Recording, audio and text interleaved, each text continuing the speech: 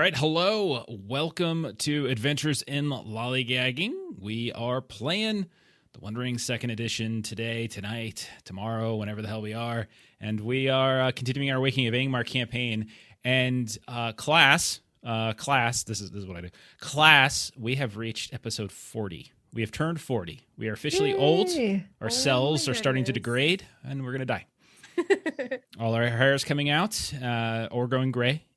And that's basically it. But there's one good thing. There's one good thing about hitting 40. Do you know what that is? I wouldn't, because I'm only like 23. But does anyone else know? Why don't you tell us? Well, it's all of the stuff that is now being remade. It's your childhood being remade. So like That's all true. you That's know, true. so it's all this stuff. So All I got the nostalgia. to watch Willow on Disney. I heard it was good. Did you? Did you really? It was one person that told me. I don't trust him anymore after this response. I'm not a hater. Like, you know, I'm a very positive person when it comes to this kind of stuff. I tend to be very forgiving and open-minded, but I have not liked Willow so far, and it makes me sad. We'll see. Like, I think I was far more positive than most folks we know about Rings of Power, for instance, and things like that. But yeah. I don't know why I felt like talking about Willow, but I just felt like, hey, we're 40. That's crazy. We are 40, and we're celebrating 40. Yeah, and we are. I mean, like, if you think about it, every episode we do is between 2 and 4 hours. So let's say 2.5, right? That means we've produced. Think about that now. Like, what? Something in the neighborhood of like 100 hours. 100 hours. Yeah. You're a little faster than me. It's because you're young. It's because you're young. And a year. And yeah. It's been over a year. And it's been over a year. When we started this, I did not know if it was going to go this long. I'm actually surprised. This doesn't feel like it's been a year. It doesn't. No. I remember our last very long campaign. That felt like a year. That felt like 10 years, actually. And you all know what we're talking about, except for maybe Steven. But I think Steven could probably guess. But no, we are, and Melissa's right, we are celebrating. We do have a wonderful new giveaway from our friends over at Norse Foundry. I'm sure Eric will pop in at some point.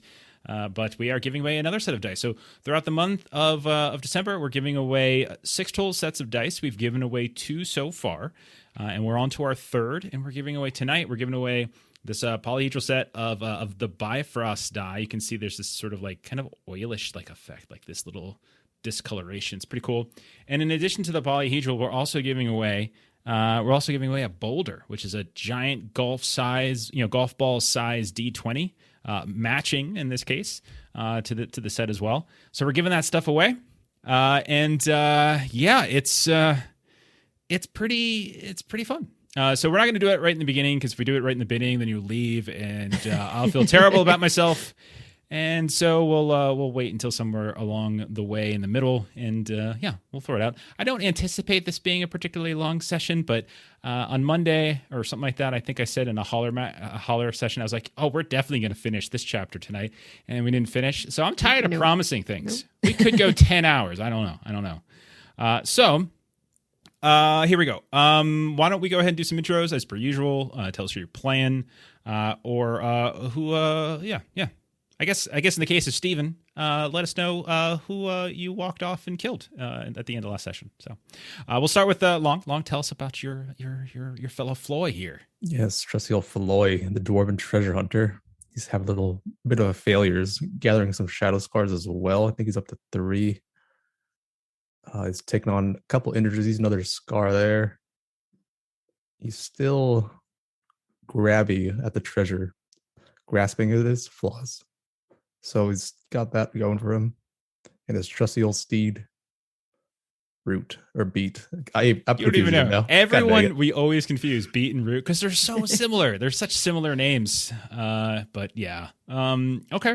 Trusty Long steed. has Beat because on our notes on our company page, it has more treasure, and I have Root. That makes sense. I also like how you called it your trusty steed. Have you ever ridden that pony before? Or is it just there for you to put treasure upon?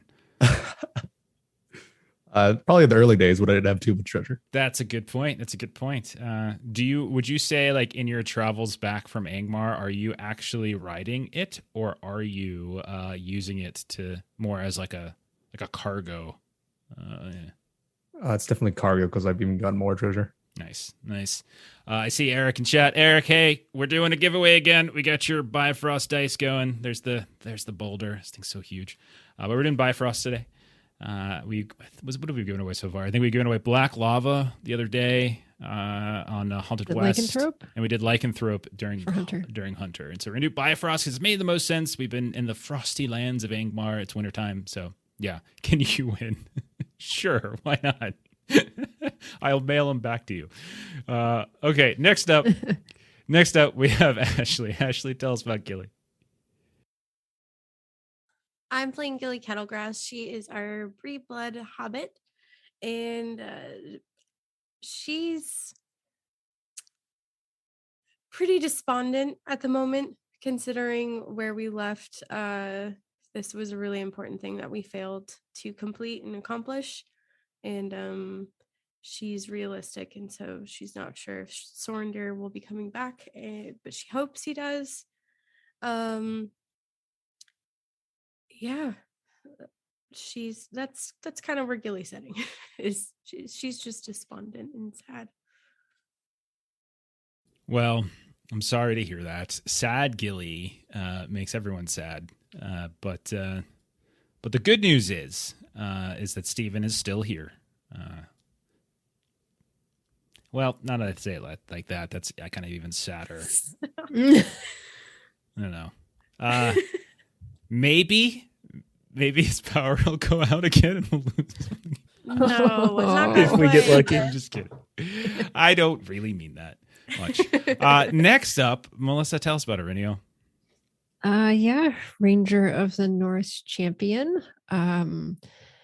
Convinced Marimbem and Talendil to join us in this trek to Angmar for, the greater good, and got them both killed. So yeah, lots of bad feelings about that. And destroyed the snowshoes in a completely useless attempt at trap making. So got some people killed, destroyed some stuff, yelled at some friends. This was a stressful adventuring phase. Indeed it was. And then you all ditched the last guy who we're going to go ahead and let Steven introduce. You ditched him. You left him. I'm not sure if you all caught the way I phrased. I drop a summary for them of what happened in the last session, usually the day of our session, so that they have it fresh in their minds, and I then share it with you all in a moment. There's a specific way I phrased the end of it that I don't know if anyone considered, that maybe Sorendir didn't voluntarily leave the party. Maybe something else happened, and no one even entertained it. Go back and listen to the episode. All of you just assume he abandoned you. None of you thought at any point that maybe he needed help, and it's too late for you all to go back now. So Steven, regardless, he did need help. Mm-hmm. Oh, that's for sure. Steven, Yes. tell us about Sorendir. Sorendir is elf of Linden, warden of Eriador. He is known as Sorendir the Twice Broken. When we last saw him, he had his face covered in bandages from all sorts of scratches and scarring that happened to him. He was in a very despondent state, and his fellowship left him behind. So he might even be dead at this point. I might be playing a dead elf right now. Sorendir, the 3 times broken? Yep. 3 times broken, yes. The thrice broken. So I really do find it interesting. If you actually go back and listen to that session, it just felt like no one ever entertained the thought, because everyone, I think meta was coming into play, like, oh, it's Steven. He's doing something. That's what it is. No one entertained the thought. We also had that big argument beforehand. It's true. And you also did see there was an ice drake that swooped down and quite easily snatched a wolf right off the ground. I mean, I did that to Coder's character in a game that we won't mention. You did. What was that like? It was an owl bear. Remember? owlbear. Yeah. Owlbear came in, swooped him, took him away, one Like shot. right in front of my character. Yeah. And she was just like, what the fuck? And that character was so overtuned. I didn't mean to kill him, but I was okay with it once it happened. I was okay. No. Then he made an even more overtuned character. My favorite quote from last session was Long saying, Sorendeer's my fellowship focus, and I left him behind. I don't know why you guys are still here. So real. So real. I don't know why this is a problem for you. It's no problem for me at all. So let's get into the summary then. So the last time, after you fled the depths of Othrungol for the first time, following the deaths of Marimbem and Talendil, you all recuperated. In a nearby cave, you found beaten root. However, you found during your recuperation that those grimy spores that you all had been breathing in had a near fatal effect on Floy and Gilly. Sorendeer seemed to shake it off, but Floy and Gilly was not as easy. And if not, perhaps for the Pearl of Celebrion, it might have been a lot worse fate for you all. The next few days you spent there, I don't remember exactly how many, it was like 2 or 3 days you spent specifically in the caves because you needed to recuperate. And it was sort of tense. I think you all were trying to decide what to do next, kind of reeling from the deaths of the Elder Rangers. But eventually you all decided to return to Othrungol, tried to go back inside. And so you descended in, and there you found that those echoes of ice and grime, those figures that would pop up every now and then, they were still around and kind of populating different places here and there, had moved and reshaped in some places. And you also decided to descend and kind of push into a different wing that you had been cut off from before. And before long, you heard the familiar sounds of the chains, that sort of dragging of the petrified tree limb, the hooves of that large elk figure, that elk rider, and you saw it once more with that kind of creepy green-blue lantern kind of being dragged along with it. This time, however, the tree limb did not just hold those ruined and bleached bones, but also the bodies of Marimbem and Talendil were affixed to it and were being dragged across the icy ground of the dungeon. Floy, you charged in, and the otherwise oblivious elk rider turned to fight, and fight it did, as it summarily kind of whooped your all asses. Not only that, but several echoes began to swarm once more, as you saw that strange kind of viscous mist sort of erupt from the walls periodically and filled the room with more of those reinforcements.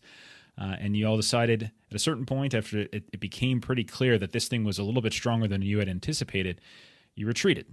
And this time you kind of ran for it, and you ran outside, and you started huddling in that cave once more. And this is where the argument for what to do next became even more heated than prior. I think Sorendeer wanted to go back inside.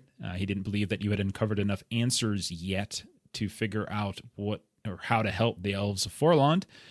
Gilead and Arinio, I think, mainly were arguing to retreat to the Breelands, try to get reinforcements. Floy, well, he was there too. I'm not sure if he took a particular stance one way or the other. I think he was just sort of joining whatever side made the most sense at the time. Weather grew pretty harsh, and you all did see an ice strike once more sweep down and kind of make a meal out of this lingering white wolf that seemed to be tracking you all. At long last, you all decided to leave Angmar, and you tried to return hopefully one day, to return with a larger fellowship. But then at the base of the mountains, after a day or so of travel, at night, Sorendeer disappeared without a trace. You found no tracks, and all of you were sleeping, and Sorendeer just crept off. I think the presumption was that he had returned to Othrungol all alone. You all didn't go check. Instead, you continued to trek across the jagged plains of Angmar, and you began your journey back to the Breelands, leaving Sorendeer behind to whatever fate I decide to, give him, sort of thing. Okay, so the no footprints to be found is because the mode of transport was above ground. Never occurred to you all that he just got snatched up by this gliding. I mean, I showed it to you 10 minutes prior with the wolf. No one picked it up. That's a shame. That's such a shame. All right, so this is what we're going to do. You all, with the exception of Sorendeer, are making a long return trek from the sort of the southern mountains of Angmar, over the hills of Rudour, through various wilderness until you eventually reach the Greenway and back to the Breelands. It's a very long trek. We're not going to do a full journey phase, as it is just a return trek. However, I would like you all to kind of flavor a bit, if you wouldn't mind, something that happens. So we're going to take a page out of sort of Savage Worlds here. We've been playing a lot of Savage Worlds lately. We can do little interludes. And each one of you, I would like to sort of just describe something that happens to you or to the group, to the three of you, as you're kind of crossing these dark, cold, desolate hills of Rudour. Occasional signs of some ruined keep or structure on a distant hill. Occasionally, it looks like there might be tracks in the ground of some creature that happens to be traversing the similar valleys you are. So I want you all to think about what's some kind of setback or misfortune or an argument amongst yourselves or some kind of bad omen or sign that transpires on the way back as all of you came out to Angmar, a fellowship of 6, and you are returning from Angmar, a fellowship of 3. So, who would like to go first? I'll roll it if I need to. So I would say that we are kind of been traveling for a while. It's been very dark in the areas that we've been traveling. And so, one day we're, kind of moving along with our, kind of march, and we just get a break in the clouds, and the sun comes out, and it seems like this is good. Seems like this is good news. And Iriniel just sort of stands to take it in and kind of see it. Any little bit of warmth at this point is just so well received. And it's kind of one of those kind of sun peeking out of the clouds kind of things. It almost seems to shine light in particular areas. And what she sees as she sort of follows one of these kind of beams of sunlight down is a bush with some berries.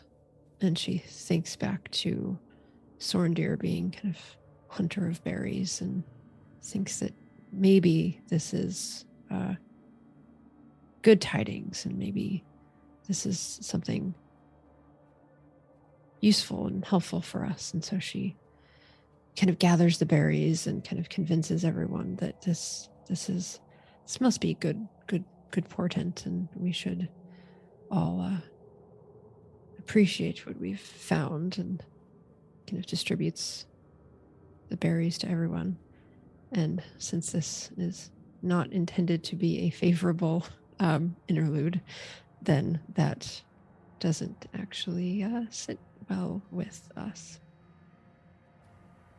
Yeah, I will say likely what happens is that you start, people, you're looking for food. You only have so many supplies. Maybe you've done some hunting on the way back.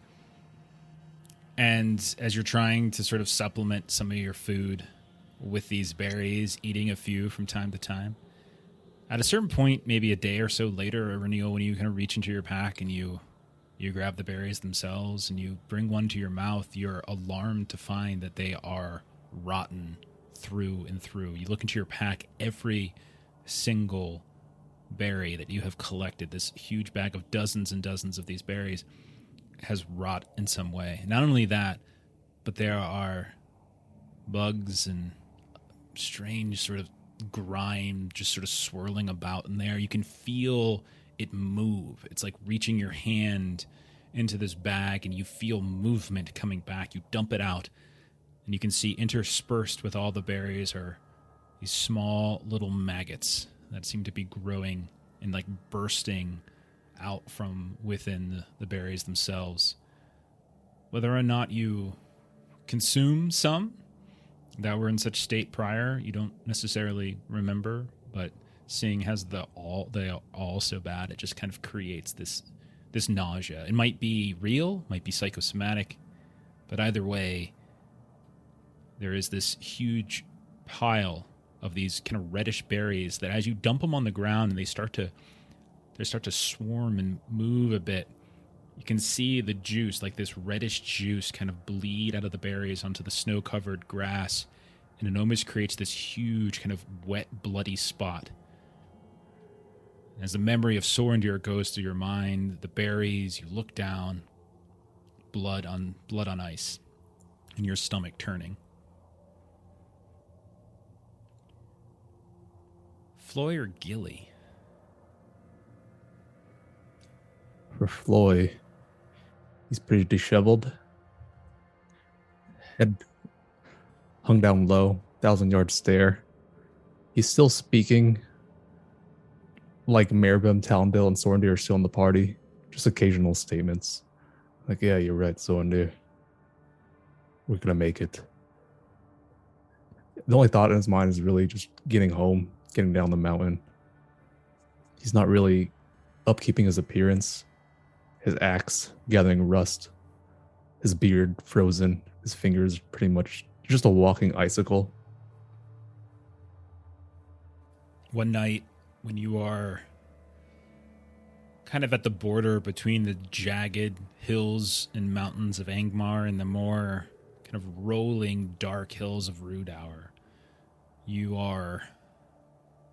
the three of you have been camping out. There's a fire, there's the embers of the fire keeping you warm. You basically need at this point. And you hear something that kind of wakes you up. And you hear... When you look over, you can see sitting across the fire from where you're laying is not Irinial, it's not Gilly, but instead you see this sort of dark silhouette. It's kind of heavy, cowled cloak, kind of hooded and covered. You see through the flames, which are kind of creating that sort of vaporous effect. So like whatever you're looking at has this kind of quality to it where it almost looks ephemeral in some way. And you see that a person has a blade right between their legs, point down into the ground, and they have a sharpening stone, and they're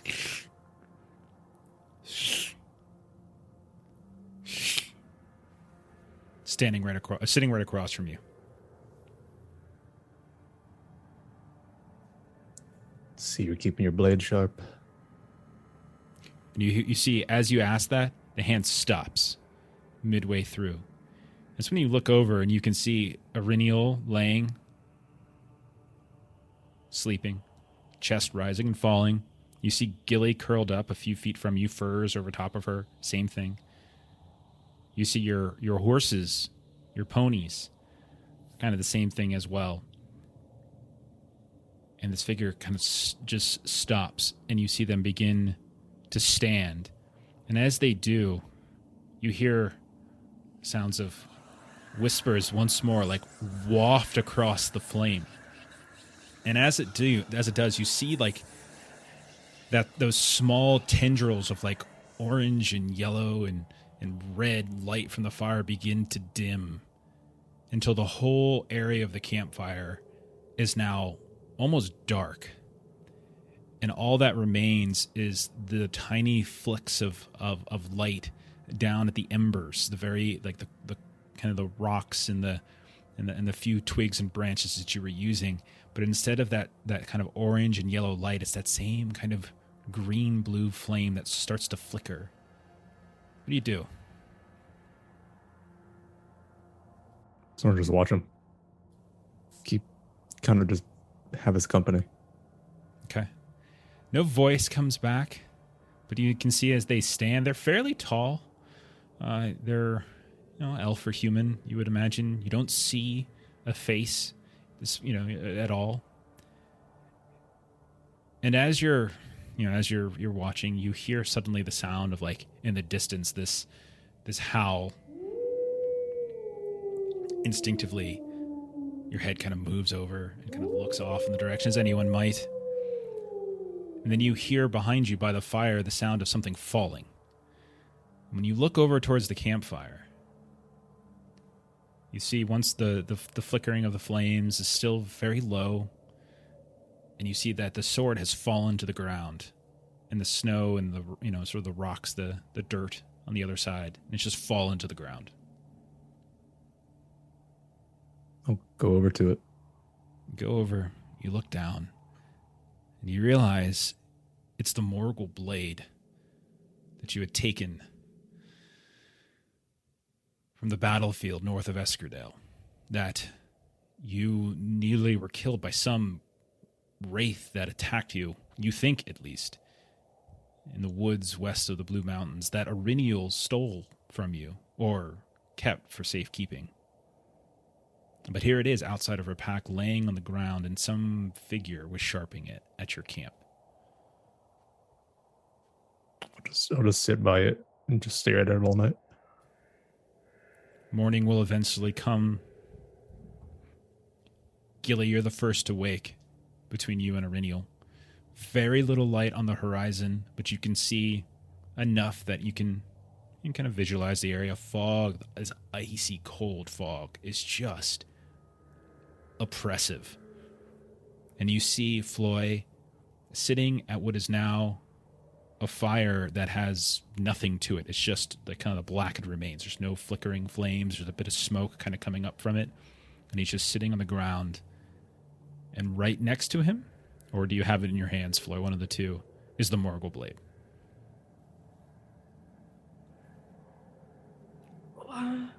Floyd, why do you have that? It was being sharpened, and I found it laying upon the ground. You were sharpening it? No, I wasn't sharpening it. Have you seen my weapon? I haven't been upkeeping anything. Gilly, Then why? Gilly, roll a scan test really fast.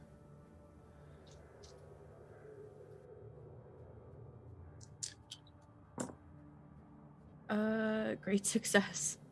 The blade looks freshly sharpened. Like you look at it, and you've seen it. You guys have seen this before. It's kind of a dark, grimy blade, but you look at it, and it still looks the same. The hilt design of it is definitely the same, but it's been sort of dark and kind of covered in ash or shadow or something. It just looks worn. But for the first time, the blade itself looks sharpened. It looks like the underlying metal is starting to peek through whatever is kind of covering it. And not only that, but you see in the ground, just a foot or two away from where Floy is sitting, there is a half-buried sharpening stone. Floyd, the sharpening stone is right there. I'm to believe someone else came into camp and just sharpened this for you? Oh, now you don't believe in me.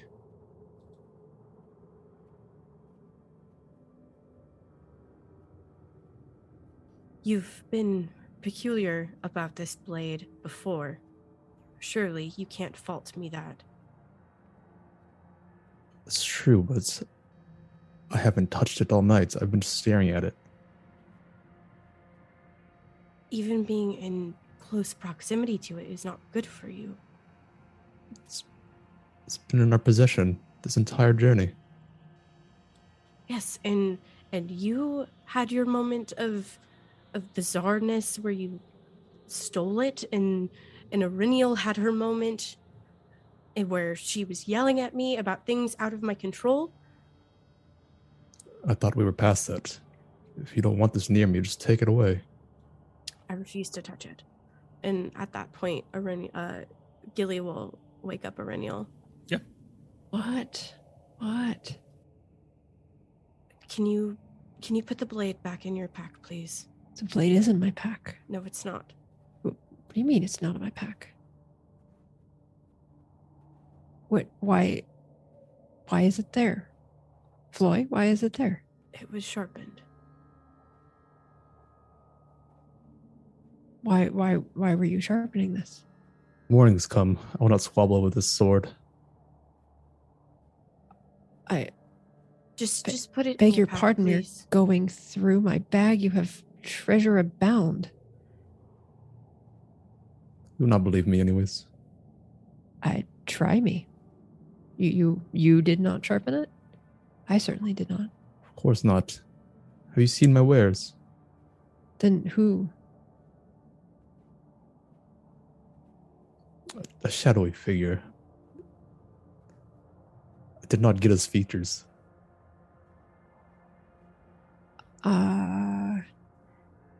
You did not think to warn us? There was no danger. Everybody's just flabbergasted. Where we just came from. All brings danger. It seems you rested well, so there was no danger. And Irenia will just sort of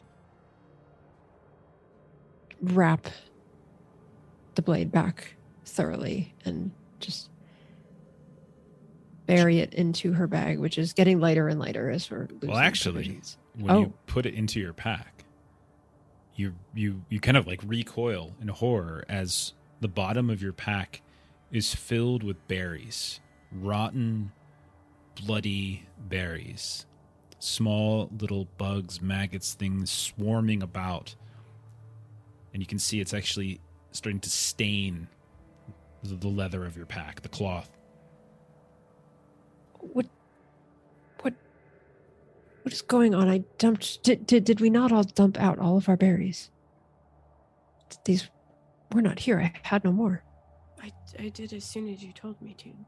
As did I. I do not understand.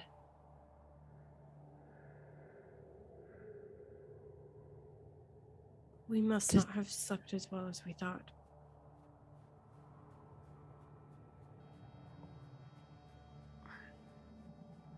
And like Gilly's cold, like very, very cold. So she's taking the time, like after she woke up Erennial, to try and strike this fire back up. And she doesn't get very much, just like a little bit that she's sitting closely next to as she's trying to like warm up her hands. Gilly, as you're doing that, you hear Erennial kind of trying to clean her pack out. Floy is kind of getting his things ready. You're trying to get the fire going so you can have some food before you set off for the day. And again, you hear the sounds of that crackling ice. It just sort of assaults your ears all of a sudden, extraordinarily loud, like you're standing beneath a cliff that is suffering from an avalanche. It echoes within your ears. And she's still drowsy enough to where she reacts kind of violently to the sound. Where she dives out of the way, like you said, where she thought maybe she's in the way of an avalanche. And you guys watch as Gilly just launches herself into the snow. She flips over and she looks up to see what's coming at you guys, at us. And she doesn't see anything, but she's covering her ears because it's so loud.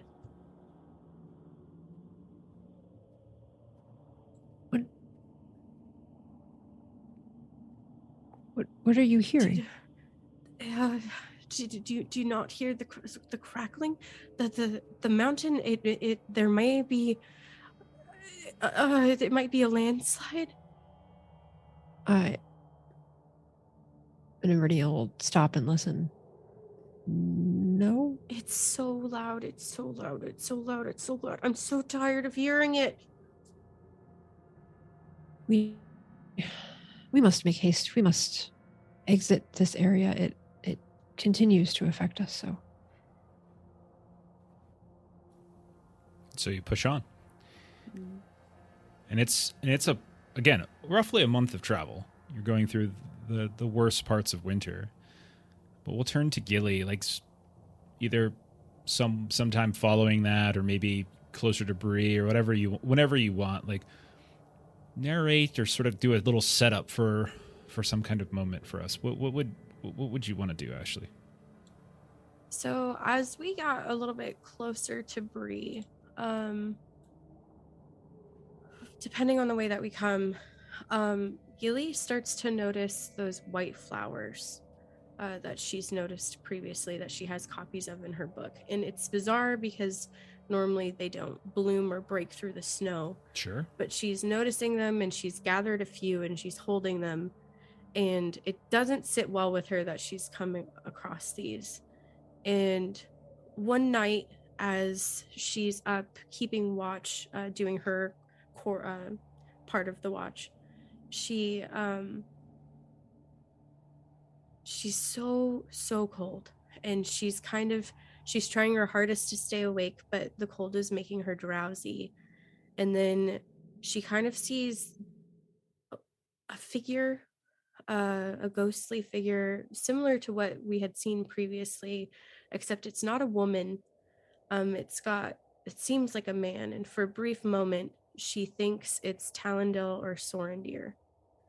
And so she stands up and she starts walking towards this figure. You said this is at night? Yeah. So it's a very hilly, undulating ground as you near the Bree lands itself. When you get over the Weather Hills, there's all sorts of inclines, valleys, and you see, like, as you're kind of hustling to get there, your hobbit feet occasionally kind of slipping or falling in the icy turf. And you can see, like, they seem to be outpacing you as you continue to follow. And you see their heads slowly beginning to descend down the opposite side of this crest. And when you finally reach the top of the ridgeline, you don't see anyone below. Like, you've got your lantern out, you're shining it. Maybe you're even calling out names. But you don't see anything in terms of movement. However, there in the ground, you see protruding almost sideways out of the decline of the hill, this large sort of chunk of rock that, as you hold the lantern up to it, you realize has been hewn and sort of, it's not rough, it's not natural, it's been worked.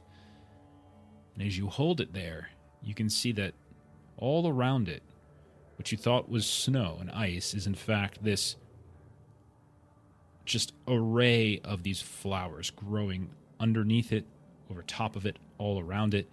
And you can see, kind of carved into the rock itself, are runes of a kind that your scholarly mind does not recognize.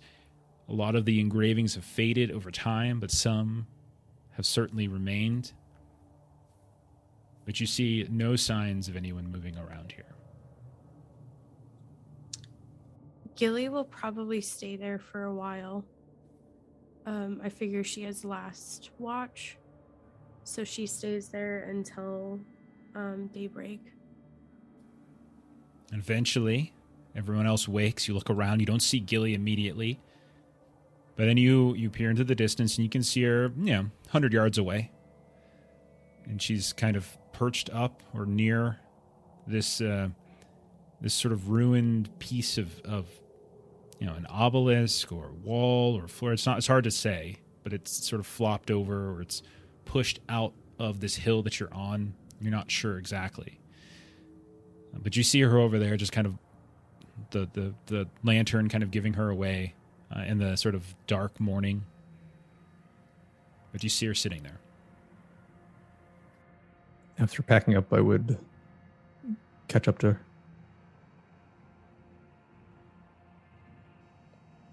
You found something? I thought I saw Talendil or Sorendir. Your thoughts, yeah. They've been with us. No, they haven't.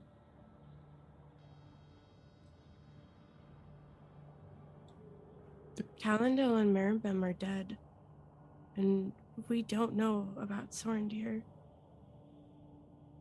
So he'll be back. He's just hiding again.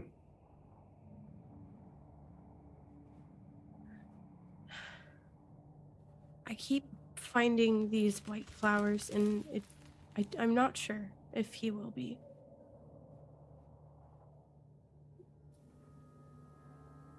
While you're sitting there, you're telling him about these flowers, and you see these flowers. You hear the sounds of that crackling.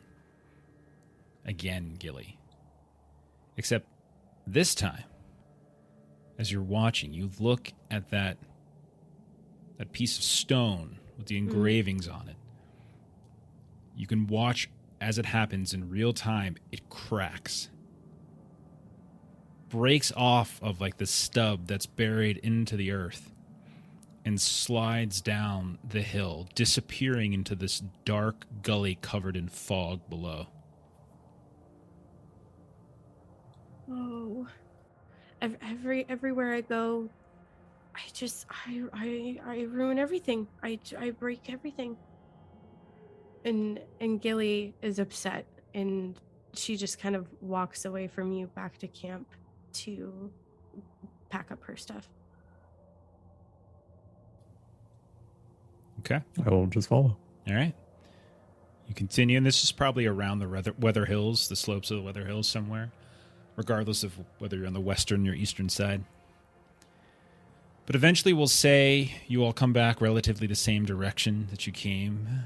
You find the Greenway, the north-south road, and by that I mean you find the long stretch of land where there are no trees growing atop of it, and you can, Ariniel, Gilly, and even Floy at this point, piece together familiar landmarks, because you've come this way a couple times now, together and probably separate. And eventually, after, we'll say around 4 weeks of travel since you've last seen Sorendir, since the deaths of Marinben and Talendil, you return to Bree. When you arrive, you can see that there are festivities that seem to be afoot. It is, we'll say, late in the day, but not yet dark when you arrive. But you can see that there are all sorts of kind of colorful lights, like these different sort of torch lights and like paper lanterns that are kind of hung from underneath the eaves of certain buildings. You can hear the sounds of merriment spilling out of the Prancing Pony and and the Cumin Waddle if you go past Coombe or anything like that. And there is a significant amount of festivities. Not only that, there are kind of some lightly decorated homes here and there. You can see there's children who are kind of playing in piles of snow where the streets have been vaguely cleared and it's been pushed into alleyways, and they're making they're kind of doing forts and throwing snowballs at each other. And when you arrive, they have no conception of sort of the terror and the darkness that you have kind of come through, and you come trudging through the gates of Bree, looking horrific. You all are malnourished, frigid, wounded. Those of you who were severely affected by the spores, there's still some slight discoloration on your face. It is still slowly fading away.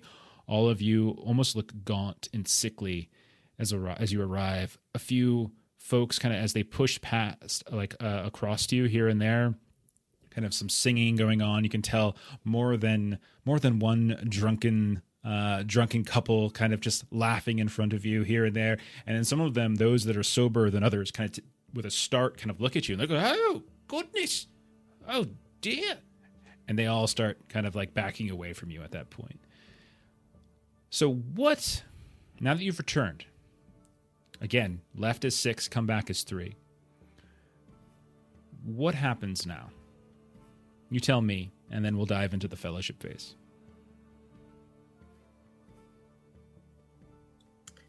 I think Gilly offers for this night for everyone to, because we've established sometimes she lives with her parents, but she also has her own apartment, like building behind their house, to come stay with her there for the evening.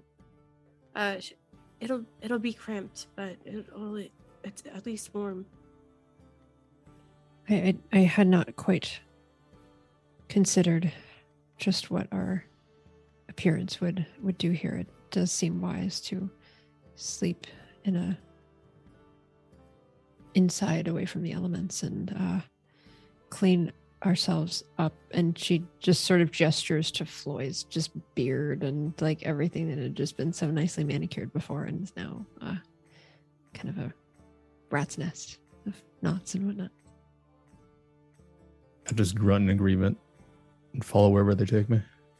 Yeah, so we kind of awkwardly walk through all of this merriment as people kind of like step away from us and like kind of disgust and just like, "Oh my god, are you guys okay?" And we're just kind of like, nodding but not really talking to anybody. And Gilly is effectively trying to maneuver us to possibly avoid people who we feel like we need to answer questions to, like Oswald, her parents, and just tries to quickly get us into her apartment. Sure. And so we'll say, and again, we don't have to play this out hour by hour, scene by scene, but we'll say you make it back to your home. You have a moment of, you reunite momentarily with your parents, your family. They are overjoyed to see you, but also can kind of see this haunted look in your eyes, Gilly. Like, you are the brightness of this party, and you are no longer that kind of effervescent sort of shining beacon of happiness and positivity as you look much the worse for wear.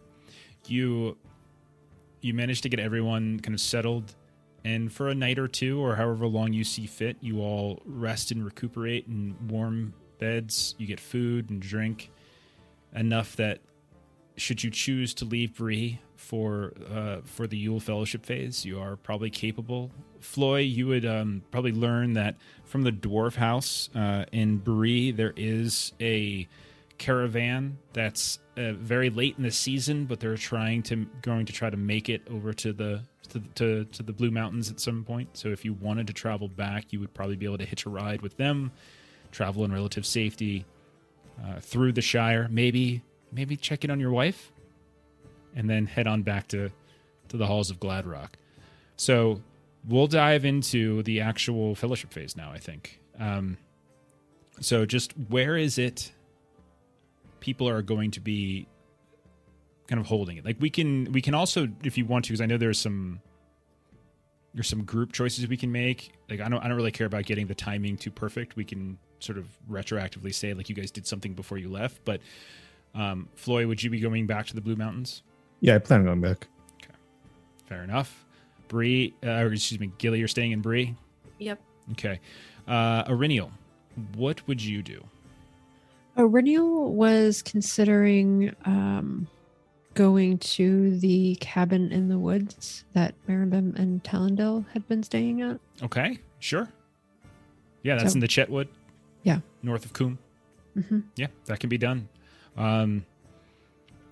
You would probably know how to get there yourself, but if not, you would also know Elise Briarcleave, the woodswoman, the woodcutter you all saved very early on in the campaign, who has remained a friend and a contact with Hollis Oakstout of the Midgewater Marshes, the exiled warden that you've all encountered with the dogs. So even if you couldn't find it yourself, you could speak with Elise Briarcleave, because she could help you find it or supply it in some fashion. So that shouldn't be too much trouble. So you then are remaining roughly in the Bree lands. Gilly, you are remaining in Bree, and Floy, you head off to the Blue Mountains. Sound good? Yes. Yep. Okay. So we're going to then begin our process for the for the actual Yule Fellowship phase. So you all have 14 skill points and 14 adventuring points to spend, plus you have a bonus number of skill points equal to your wits rating. So Floy, what's your wits rating? It's 5. Okay, so you get 5 more. So you'd have a total of 19 skill points and 14 adventuring points. Gilly, what's your wits score? 6. Okay, so you have 20 skill points and 14 adventuring points from this last phase. And then Auriniel. 3. Okay, so for being the dum-dum, you get 17 skill points and 14 adventuring points. Okay. We're going to call... So what we do is then we want to set the duration here. We're gonna treat this as a couple months, probably basically pushing through winter into early spring. So spoiler alert, it's going to be a lengthy winter, and we probably won't pick up with too much travel again until I would say March. So that's a duration. Floyd, travel from Bree through the Shire into the Blue Mountains is relatively harmless. It's actually, even though the travel itself is cold, the roads are not as populated, and you are amongst other dwarves mostly. In your journey back, some you might know, personally. Some you just might know by name. Merchants that come and go here and there. Passing through the Shire is actually quite enjoyable, as they, even more so than Bree, have sort of decorations, and there's this sense of warmth and kind of family and positivity brewing. The only kinds of sort of negative energy you're getting is gossip here and there. So it's got that moment. It's almost refreshing to some degree to see that the worst things people have to deal with are nosy neighbors. I'll tell you what, roll a d12 and let me know what you roll. 6. Okay. Passing back over the Shire, and then more specifically, as your caravan goes over the far downs on the western edge, or the White Downs, I should say, past Michel Delving, you camp out kind of on the western sides of Michel Delving, like the last major town in the Shire before it kind of becomes a little bit more wilderness. You do have another one of these strange moments in the middle of the night, but where on the hills of Rudour you woke to the sounds of somebody sharpening a blade, and that person still unidentified. This time you awake to the sound of distant reverie. Like you can hear the sounds of strange string instruments, music, high-pitched voices singing in some sort of chorus in unison, and it suddenly starts to flood you with these memories of the last time you crossed over here with your compatriots coming back from Forland. Do you seek out the music in the night?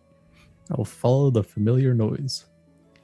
As you wander off, you see what looks to be in a grove of these sort of low-hanging, probably fruit trees of some kind, but they're not bearing fruit currently.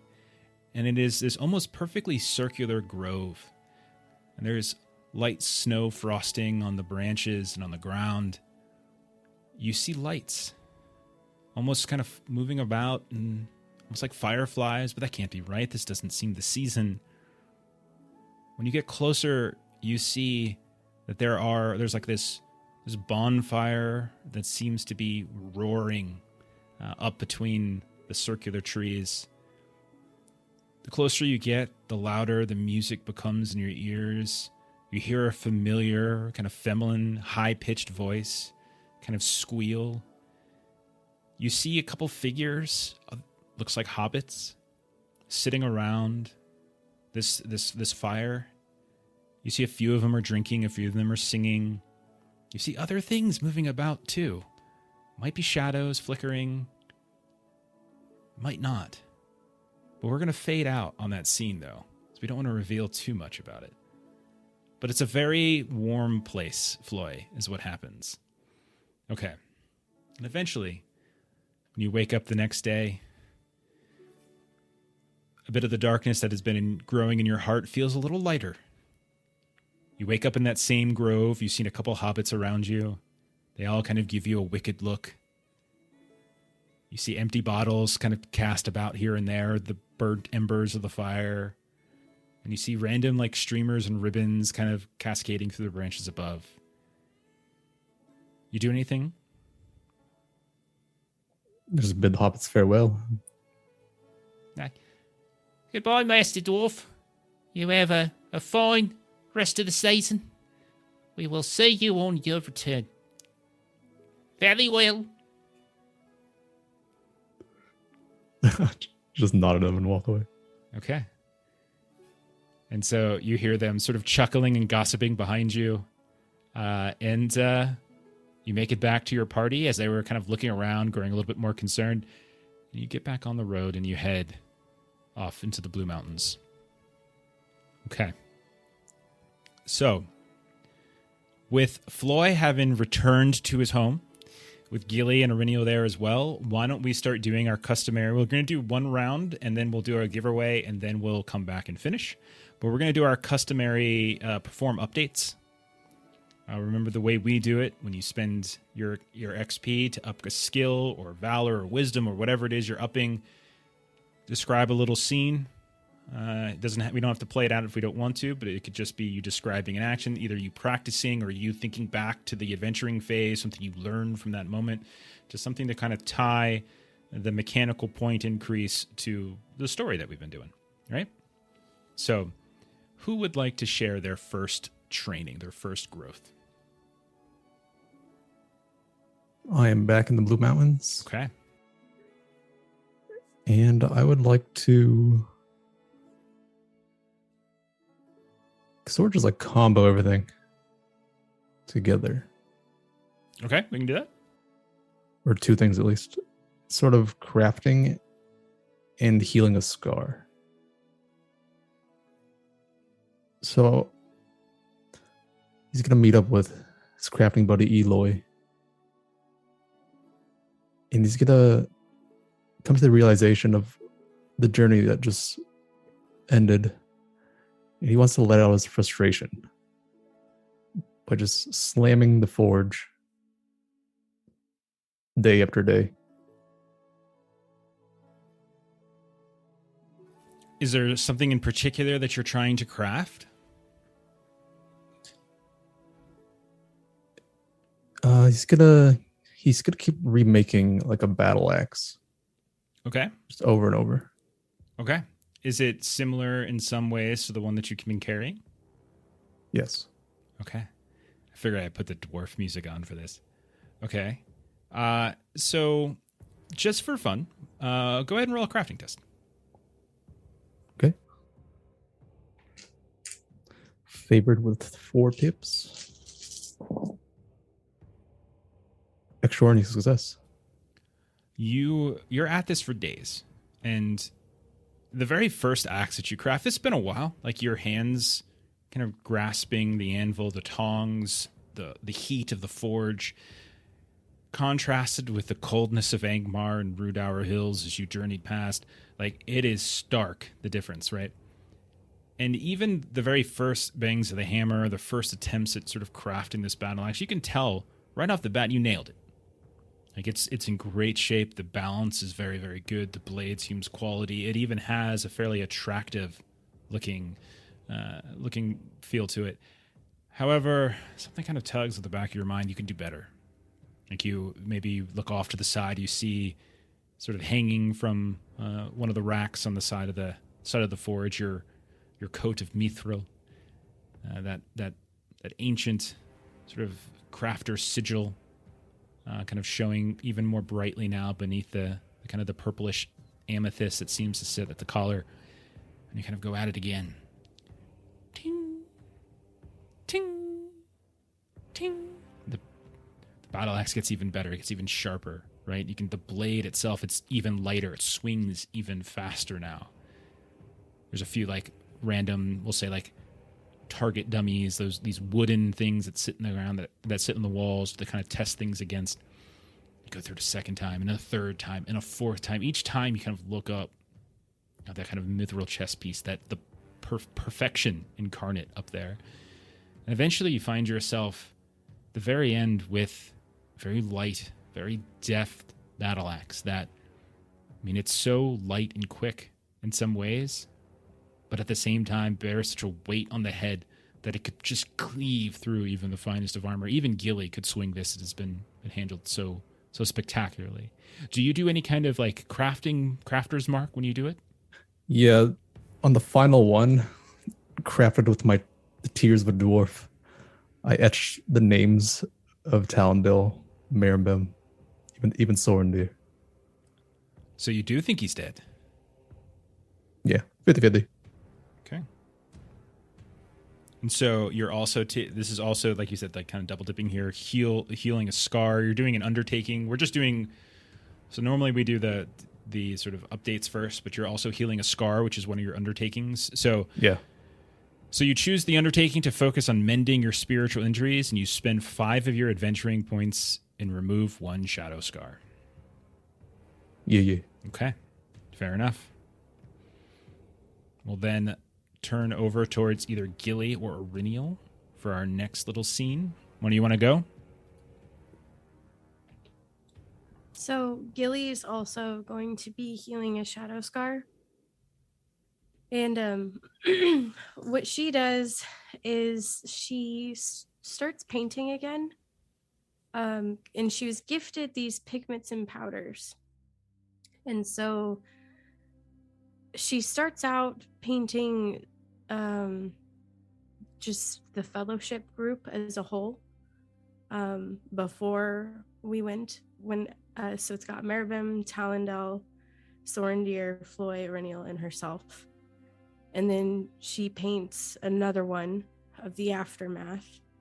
And then she paints individual portraits of Meribim, Talendel, and then Sorendir.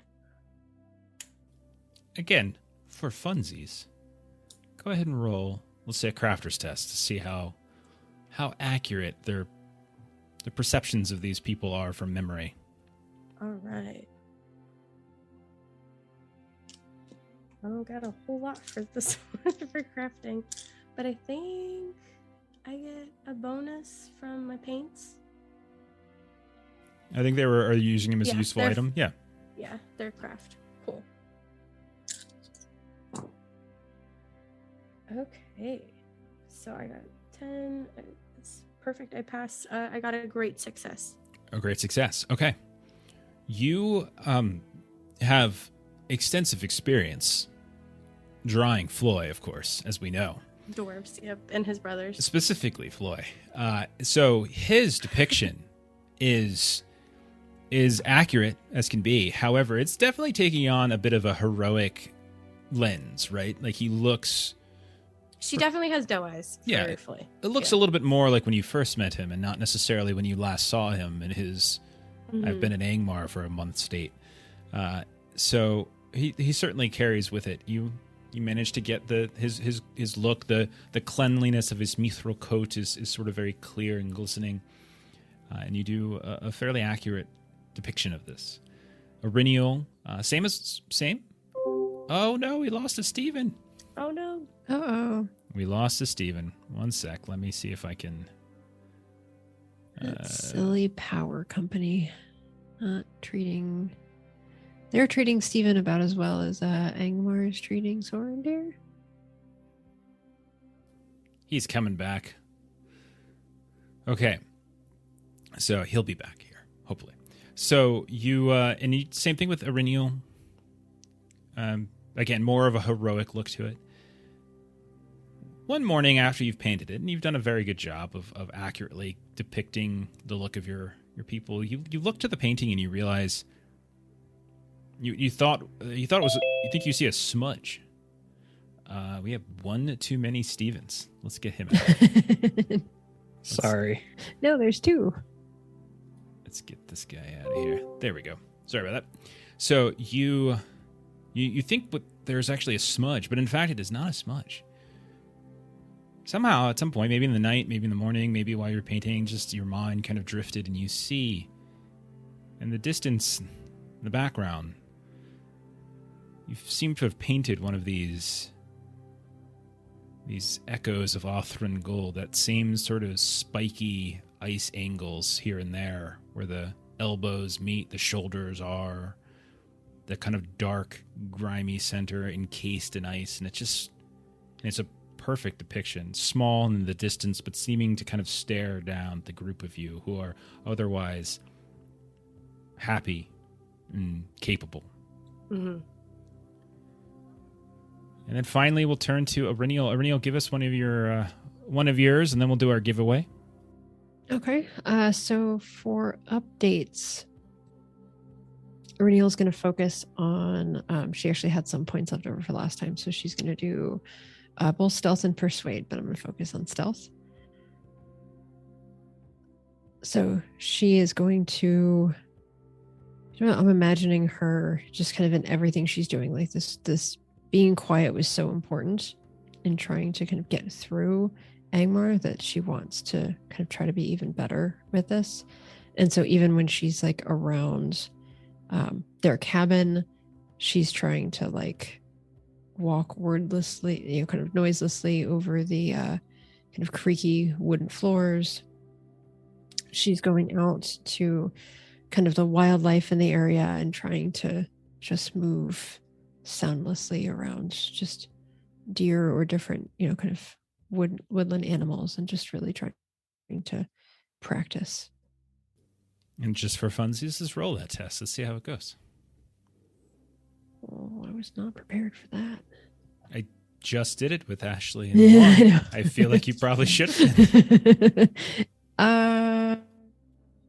No. That's a fail. That's a 9 total. At a certain point, as you're trying your best at this sort of stealthiness to sneak up on some of these snow hares that are bounding about within the Chetwood, you place your foot down and you hear a snap as it kind of sinks beneath a small layer of snow. And as you look up, this hare just goes bounding across it and just disappears off into the distance. When you lift your leg up, kind of pull it out from beneath that small thin layer of snow, you feel like your foot had kind of like sunk deeper into like the moist earth and then broke something. You realize that your boot is covered in this red slime, almost like blood. When you kind of look down at where your foot was, you see that there's a carcass that you had stepped on and kind of snapped as you done so. The body of another one of these woodland creatures that had somehow, within the last few days, been killed, perhaps by another creature, or just died of its own accord, and you had somehow stepped on it, and is now covering your foot in this sort of grimy, brown-red, like, sludge that reminds you, with some amount of accuracy, of the berries that you repeatedly saw on your return trip from Angmar.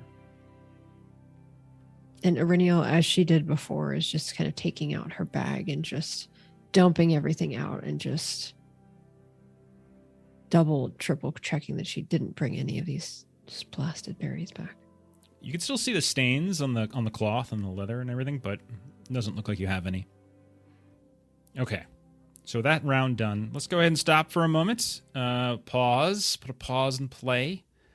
And we'll go ahead and do our giveaway for the evening.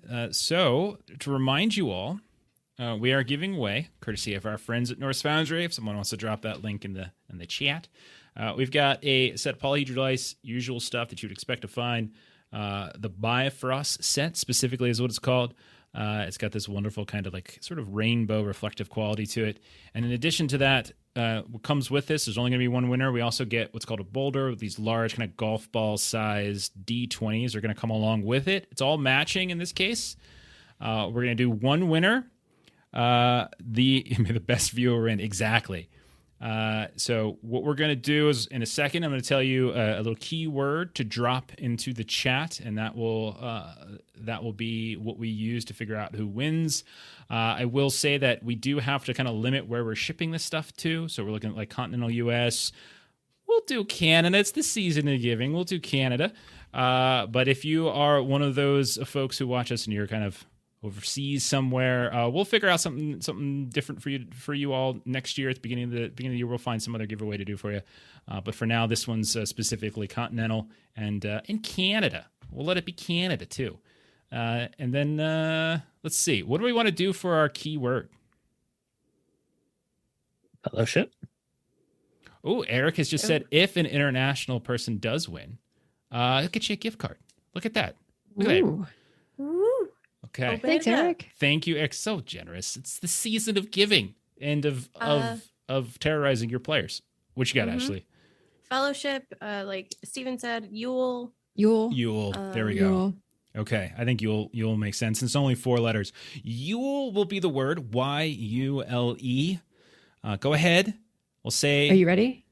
Let me put it in. Yeah. Hold on. Let me put it Let's in make sure. here. Where does this go? Keyword. Let's see. It goes there. That goes there. And that goes there. All right. Everyone go ahead.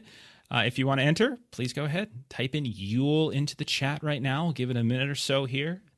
If you're interested in winning these beautiful Bifrost dice. It's what I roll every week. Oh, I see one. I see 1. I see I 2. see 2. I see 3. Babcom, bro, welcome to the chat. Welcome to the chat. Oh, there's a couple more. Keep it going. There we go. Hey, Faradrift. Shantan Rosini, I'm very, very sorry about our voices last night. Sundance, Astralis. Oh, I see what you did, Griffin. You little one there. Griffin was a previous winner. Has already won a set of these. Yeah. Give it a minute more.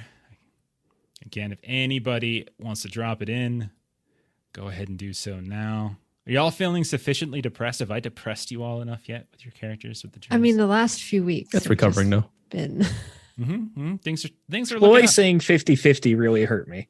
50-50. That's funny. I said in chat, I thought 50-50 was generous. So, you know. Definitely. We don't need to say that out loud, though. Oh, oops. All right, 30-second warning. If anyone wants to get in, type Yule into the chat. I'm going to be drawing it in about 30 seconds. Again, it is for a set of Norse Foundry Bifrost dice, along with a Norse Foundry matching Boulder D20. If anybody wants to hurt somebody, this is definitely a good thing to use because it's very heavy and awesome at the same time. Where's Sorendir? That's I know where Sorendir is. He's in the belly of an ice drake. Oh no. Well, actually, I guess at this point he's, Worked its way out. It's fast. Okay. Go 50-50 whether he's still in there. Maybe that's what it is. 50 of them is and 50 of them isn't. Okay, here we go. We're going to go ahead and I'm going to roll it up now. The winner is... What? No. I'm going to re-roll that. Sorry about that. Let's try it again.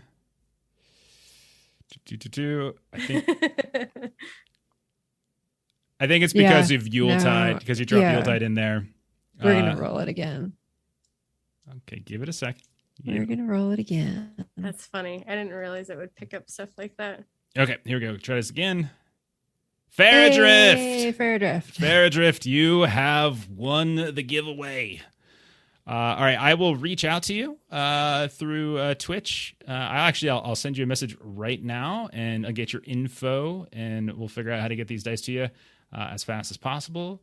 Yeah, that's what we're doing. Okay, so congratulations, and thank you for supporting the channel. You've been around for a while now, and it's always fun seeing your name pop up. And you're always so nice with giving me what are those called, complications to hurt people with. And I very much appreciate people who let me hurt others. Wait, that sounded weird. That sounded weird. Why did that suddenly sound weird? That's a little weird. But also to anyone else, we'll be giving away a few more times, and there's a code in the chat. That is true. Yeah, if you want to get 10% off of your order, if you're buying any Christmas presents or something like that for your friends, head on over to Norse Foundry. Use Lolly as the code. You can get 10% off your order just in time for the holidays. And I think the next one we have scheduled, our next giveaway, I believe is going to be Regency Cthulhu next Friday. I think that's the plan. So if you want to come hang out with us next Friday night, we're going to be concluding our little Regency Cthulhu one-shot. So we're going to be giving away a dice, another set of dice then. So that's the next time you'll see it. Okay. Norse also has some cool mystery bundles going on right now too. So check those out. Very nice. Oh, yeah. I know what you're talking about. Okay. So why is this not working? Why can't I message Faradrift? All right. I'll figure it out. So let's go ahead and dig back in. Who still has some upgrades, stuff they want to kind of narrate? We're still in our Yule phase. We're still doing our perform updates phase. Yeah, I've got a whole 20 adventure points to throw at axes to upgrade. Okay. So what are you going to upgrade? My axe's combat proficiency. Oh, you're just going to... So- okay, I'm sorry. I thought you were doing a Valor upgrade. My bad. Yeah, so pretty much just every axe I craft, I'm going to take it out to test it, and that pretty much increases my proficiency. Would we say that you are now using the axe that has engraved upon it the names of Auriniel, Talendil, and Sorendir? Is that becoming your daily driver? Yeah, that'll be the new one. Okay. So again, we sort of see Floy once more. We kind of return back to it. He's just sweat glistening, his beard kind of moist from just the heat of the forge, the steam coming up as the molten metal kind of meets the water. This is a place probably Gilly would be just a extraordinarily home inside of a dwarf forge, but finally we'll cut away from that. Who next? Gilly spent some points and she increased her athletics in her travel. I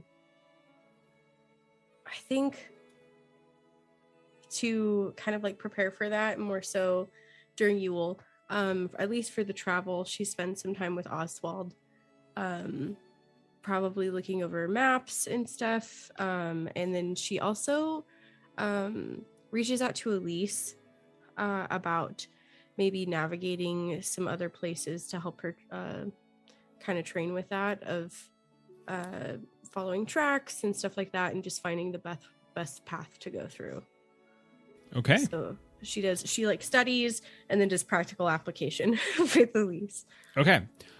You've been meeting with Oswald Breaker, and he is, if we recall, is the widow of some age. His wife died many years ago, and he's kind of lives on the far edge of Coombe, away from everywhere else. So it's a bit of a hike in the snow and, in the winter as you kind of get over in that direction. But you do manage to spend some time with him, Elise Briarcleave as well, as you're kind of journeying about. She tells you, perhaps keeps you informed. Riniel is okay. Maybe Elise stops by every now and then, as she's very accustomed to. She has her own cabin kind of on the southern edge of the Chetwood. And so maybe she kind of fills you in every now and then, just to make sure you're staying connected. She tells you some stories from time to time of strange things she's seen during the winter. She's starting to notice that it's getting colder faster than it did the year before. Some of the streams, rivers, and things, ponds have frozen over more quickly, more thoroughly than they have in the past. And you've seen it to the point where she sadly has seen like birds and other animals kind of get almost like a flash frost has come through, and they kind of trap themselves, like a leg or a foot or a wing kind of trapped within the ice of a pond. She spent some time kind of trying to hammer and set a duck free or something like that. It's kind of horrific. And that she's been having to go back to Coombe more frequently, as the time that she's been spending in her cabin is just cold and cold and cold and dark and cold, and there's just no relenting. It's the worst winter, she tells you, that she's seen. That kind of sets Gilly on edge, and she makes note of that. And she does warn her of some of the things. Like, I imagine as we're doing these hikes and stuff, Gilly starts to actually like loosen up and tell some of the horrific tales of things that they've come across, especially when Elise is opening up about stuff like that. And finally, we'll go over to Oriniel for your next round.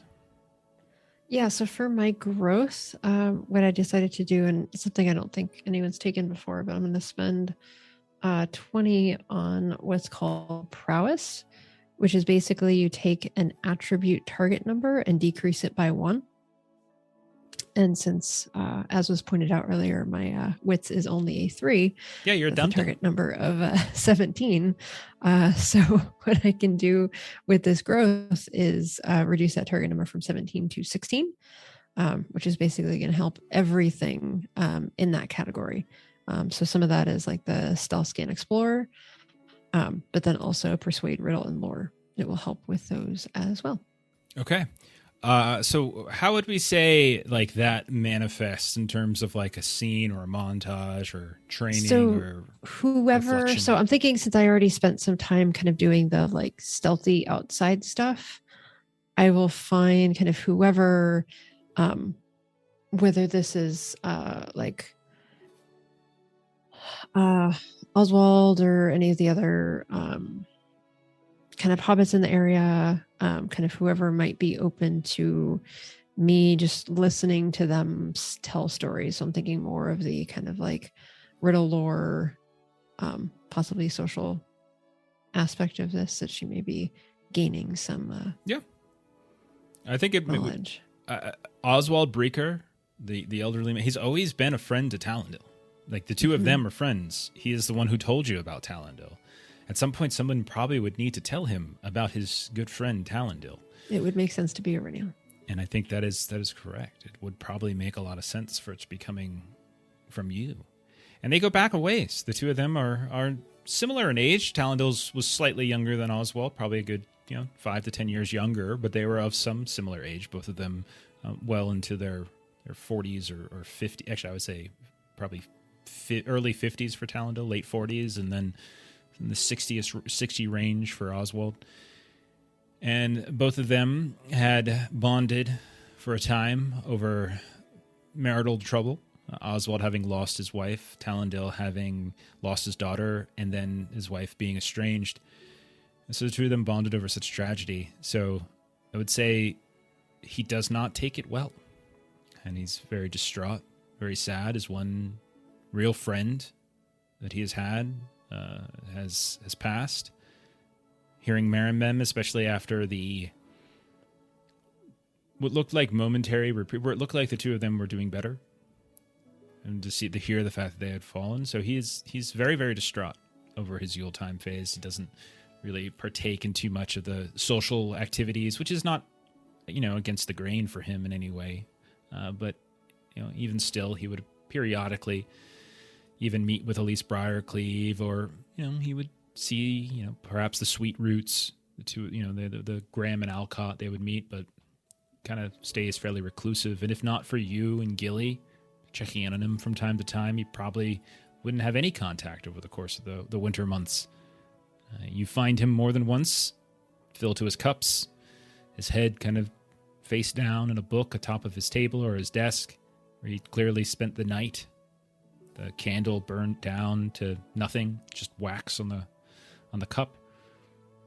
And probably have to get him coffee or tea in the morning. And it's sort of a rough few weeks or so as he thinks a little bit more about his mortality. Iriniel is incredibly, she's not particularly social, so she would not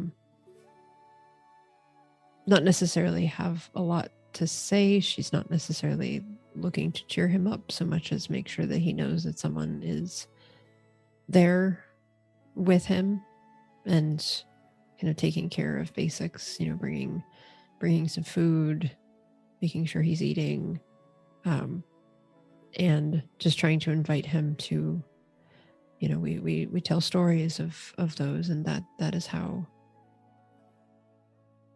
folks are remembered, by the stories that we tell about them. And I am here to listen to any stories that you may have. And that is probably the right tactic, as I think that gets him talking. And he will tell you stories of Talendil.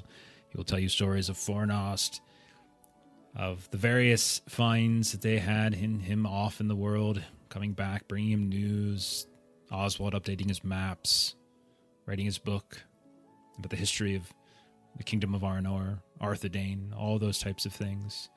That shared love of history. So, yeah, he probably... It's a bonding moment, but not in a friendship kind of way, but more of a, he looks to you as not a replacement for Talendil in any stretch, at least not in the friendship sense of the word, but he's friendly to rangers. You are a ranger, I would say, and you've shown him kindness in the past. So we'll move on. Does anyone else have any other training or growth to narrate? I've used all my points. Okay. Gilly has one more. Okay, what you thinking? I have a valor reward that I got. Very nice. So I wanted her corselet to be of cunning make. Okay. Is this something that you would sort of take to yourself, or would you look to find someone to handle it for you? I think it's something that Gilly would bond with her mom about. Oh, okay. So that just because she hasn't spent so much time with her, so together this is something that they work upon. You smoke with your father, sew with your mother. Yeah. And the two of you, I mean, and your gear is in horrible condition. So it's more about like so we're building new. mending everything else in the first place, but we're making a new corselet because Mm-hmm. it did get horrifically just messed up. This requires a few trips into town to get supplies from time to time, which allows you to, despite maybe some resistance, at least view or at a distance, partake somewhat, osmotically perhaps, in the seasonal festivities of the land. Your mother, you can sense, is trying to cheer you up from time to time with some of these trips here and there. She probably tries to urge you into the Prancing Pony or into the Coombe and Waddle or one of the other inns you might pass, trying to get you happy again. And even more than once, she not so subtly references some new leaf your father has come to, when she's normally so very disapproving of it. And she's alarmed that Gilly's not interested. Indeed. And because normally she'd go out and she'd find both of them giggling over what new product that her dad has crossbred. And more than once at night, you even though you have your own apartment detached from it, maybe you come into, there's more like to the kitchen, a late night snack, a drink, and you can hear by candlelight, kind of flickering underneath the door of their bedroom. You can hear them kind of chatting. Your name comes up. You can tell they're worried about you. Yeah. Irinial, are you done as well, or do you have more? I'm not entirely sure how to do this one, but I'm increasing my persuade. That's fine. Um, You have to go to town, perhaps. You have to get supplies. You're out of perhaps oil for your lanterns, or you need to buy some other spices or goods to help supplement some of your food. At some point, I'll figure out what my item is going to be this next time. Your snowshoes yes. broke. You have to get those replaced or mended. So yeah, I guess I'm doing some Just haggling. haggling. Some prices right. You live you've never probably lived so close to town. You are within a very close proximity of it. Okay. All right. So with that in mind, we have finished the perform updates, or at least the spending of experience. We'll go into spiritual recovery. You automatically recover a number of hope points equal to your heart score. But if this is a Yule phase, which it is, you gain all your hope back. So everyone can take all your hope back. Here's the next one, and you all can tell me what you think. If the adventuring phase was a positive outcome in the fight against the encroaching shadow, you get to remove some shadow points, 1 to 3, as the lore master would determine. Do you all want to argue that this previous adventuring phase was a positive outcome in the fight against the shadow? I don't I'm open. think it was. We What about survived you the trip to Angmar. Did we beat Just a single back the point. forces of evil? No, Like, no, we didn't. I mean, we did kill some things, and we did learn some there were things. hundreds of things and we killed 5. Yeah. 6 of you went, 3 of you returned. Yeah, Yeah. no, I agree. Well, Because Sorendir could have cleared out that dungeon while you guys left. So maybe he took care of everything for you, and you get some. cut to Sorendir bonding with the Ice Drake over being loners, because the Ice Drake is his lone. And then the two of them are now going through Sorendir the dungeon. Helps give him Exactly. a haircut, the emo haircut. The emo haircut on the Drake, yes. Yeah. So because we are in, it's not just the game that is in the Yule phase, but I will give you all 1 shadow point back. I do think we could you. make very easily the argument that was not a successful outcome and probably shouldn't have any. But I think the sheer fact that it is Yule, take 1 back. Well, thank you. Irinial had no temporary shadow points, so it's all just still sitting there. With Did you know the she also stars. doesn't take fatigue from travel? Did you guys know that too? You know that too? Would our fatigue I be love gone that now? joke. I'm sorry? Say that again? Would our fatigue be gone now? Yeah, that we've you- been in town. Yeah, you guys have been in town for a while. I also accumulate 20 new treasure, 24 treasure. Yeah, you took it all, didn't you? Okay, so remember that you can shift that in the foundry sheet from your treasure item to your treasure score. Oh, I did have some on my horse. Okay, so Let just me remember see. you can convert it. So we've been using the item to keep track of what you're carrying. So if you ever wanted to discard it, and then you can convert it now to your score. And then if any of you might have moved up a standard of living, remember standard of living controls how many useful items you can carry. So check the chart. I have the chart up on Foundry for you. You can see if you've moved up. If that's the case, you might be able to get an extra item. 0 treasure for Aurelion. I'm at 135, which is Oh my gosh. 45 away from Rich. Okay. I'm still at 20. Long knows how to play the game. Dude gets all the treasure. He's most effective in a fight. Doesn't spend any hope. All the shorties love him. Hobbits and fairies are just loving him left and right. It's great. Yes, they are. That's Okay. why Sorendir was his focus, because Sorendir didn't want the treasure, so it would just slide right over to Floyd. That's it. That's exactly what it is. And in contrast, Floyd looks like just the liveliest young fellow. Okay, let's get into undertakings then. So this is Yule. So each of you get an individual undertaking, and then you will, in addition to that, you'll do your company undertaking. So let's start with the individual ones. Does anyone have that figured out? So for undertakings? Yeah, this is, again, since this is Yule phase, all of you get to take one on your own, and then there's one that you'll take together that's available from the undertakings that you have for free. Yeah, I was going to do gather rumors. For me, it was going to be looking into the race and sort of how to effectively combat them. Gotcha. Okay, so you start asking about, you've got, let's see, you got Eloy, who's your cousin or something, right? Isn't that correct? We can make him my brother since I have so many. Yeah, and it rhymes, so I think rhyming names usually. Okay, what about you? I think, didn't you have a lore master as well that you... Yeah, he was like the vault keeper, I think. Okay. So if you speak with the vault keeper of the halls of Gladrock, and perhaps you're directed to this by Eloy as you're asking about, you are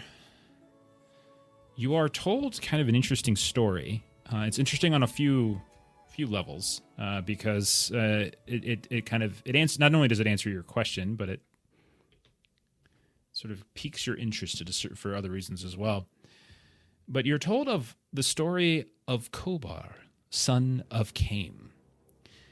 And he was a fairly legendary dwarf warrior who fought and died in the battle of Azan-ul-Bazar, which was during the war of the dwarves and orcs at the sort of the gates of Khazad-dûm,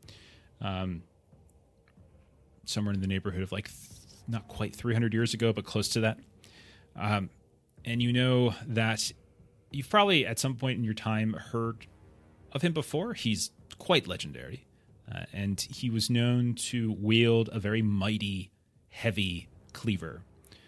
Similar in many respects to your axe, but it was a little cruder in some ways. At least not crude in its design, but its appearance was much simpler. But it was heavy, and it would cleave through the strongest of bears and wolves, the thickest of orc armor. But you're told that, in addition to fighting and dying in the battle, he also, there was an interesting story about how he and his party, when they were en route to the battle I always forget how to pronounce this correctly, but Azan-ul-Bazar, they were in the Misty Mountains, and they were beset upon by wraiths of some kind. And Kobar was a very superstitious man, and he would do various, you kind of perform various rituals with his weapon at night and in the morning, and he would, prayer is going too far, but where many dwarves might whisper to the oars and the earth, he whispered to his weapon, and his justification was that it was made from ore, it was made from earth. And the story is that if not for him and his weapon, he was able to cleave through these wights that beset them. His weapon was carried back along with some of his other belongings after he died in battle, and it was placed within the family vaults of Cragstone Hall, which is your neighbors to the north. Your Gladrock Cragstone is not too far away. It's perhaps 2 days' travel northward up the Blue Mountains.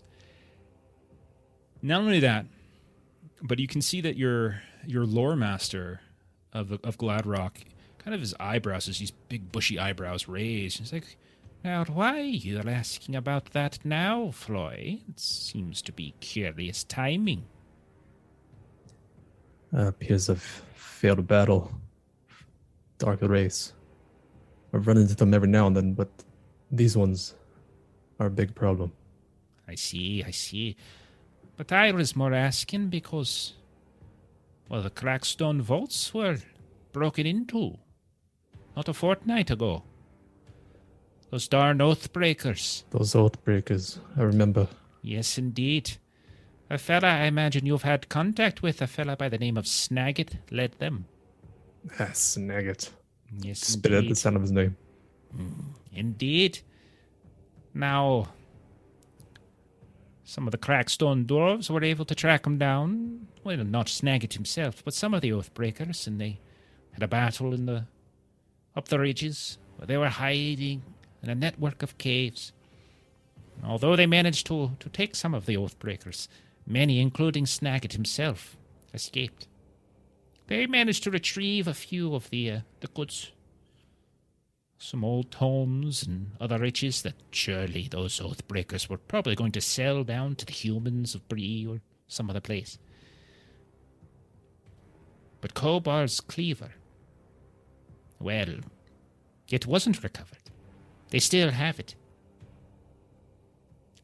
I reckon if you're able to track old Snagit down, not only would you be able to enact a bit of revenge, justice, but you'd be able to get the very instrument that you're looking for that might help you. And whatever strange quest you have with that elvish friend of yours, and the ranger and the hobbit. Thank you, Lawmaster. Well, of course, my son.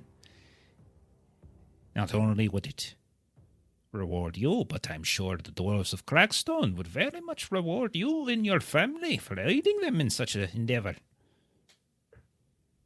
Of course. So, If you head out to the Crackstone Hall, you can speak with... and then he's kind of starting to, like, he kind of starts scratching his chin as he's trying to remember the name of the dwarf, much as Jeff is. Speak to Thrambin. He's the head of the guard there. He might be able to help you find a lead or two. Or you can aid him. Sounds good. Okay. So that is your rumors and undertaking. Excellent. Gilly or Irinial, do either of you have your solo undertaking in mind? I did heal scars, so do I do another one? Oh, okay. Well, so did Floyd, didn't you? Wait, I did that too.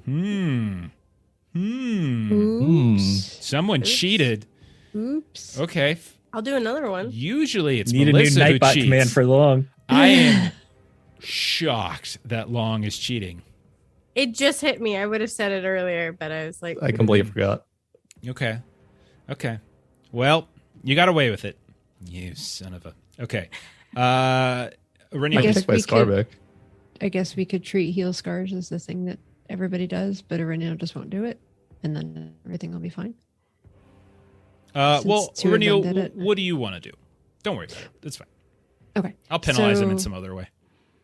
no. Nice. Okay. So Irinial, and I actually think this works with kind of what we just did. So Irinial has been hanging out with Oswald and kind of talking about kind of the stories, and Oswald's been telling stories of Talendale, and kind of Irinial has been learning from him. And Irinial, being a young champion, hasn't had a lot of practice at writing songs, but she thinks that this is a good a good situation in which a song may be useful. So she writes a song that she reads to Oswald to kind of get his thoughts on this. So this is a council song. So kind of trying to, entreat assistance or things like that. So it's a Lay of Sacrifice is the title. A ranger knows the way is fraught, but ranges anyway. Brave rangers know the way means death, but brave it anyway. To the mountains went Marimbem, to the tundras went Talendil. Abound with frights, abound with death, they ranged it anyway. We sing their lay, that those who hear may learn of fright and learn of death and brave it anyway.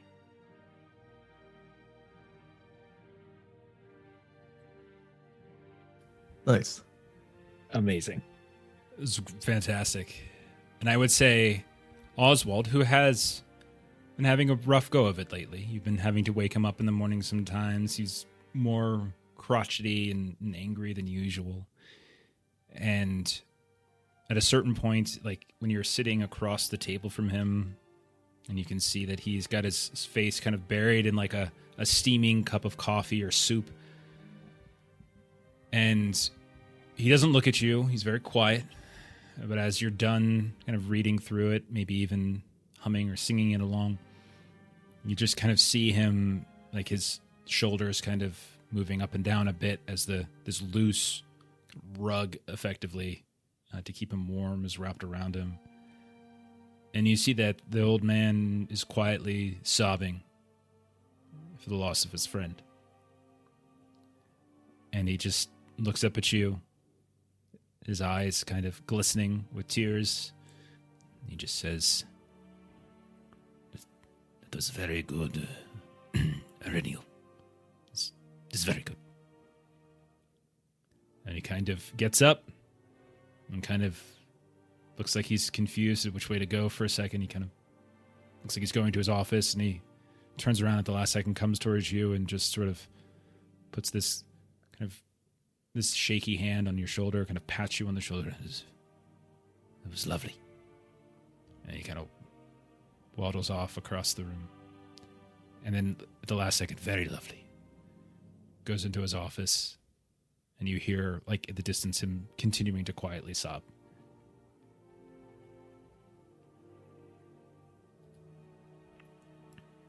So, the next thing that we need to tackle is the collaborative undertaking. What does the group do together? Now, again, we can do this out of order. I'm totally fine with this. We could say this is something you did before Floyd left. You can say this something afterwards. However you want. What did you all talk this out?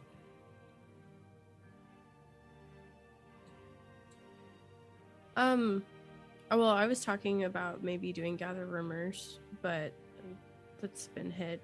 Melissa mentioned Strengthened Fellowship. I mean, we could say that the Gather Rumors that Floyd did, I mean, it is something that would be useful to the whole group. The idea of having a weapon that's specifically effective against the undead. Mm-hmm. There's no reason not to consider that. And I think you all had hinted at possibly wanting to journey west, right? And you were going to make a pit stop by the Blue Mountains on your way, right? Yeah, we had mentioned because we wanted to see what happened to the individual that we've removed the seed from their ice face. Okay. So let's make sure we did everything we were supposed to. We did our undertakings. We've done our updates, our spiritual recovery. You all will need to figure out your useful items, of course. Okay, I figure mechanically we're done with this part of it. However,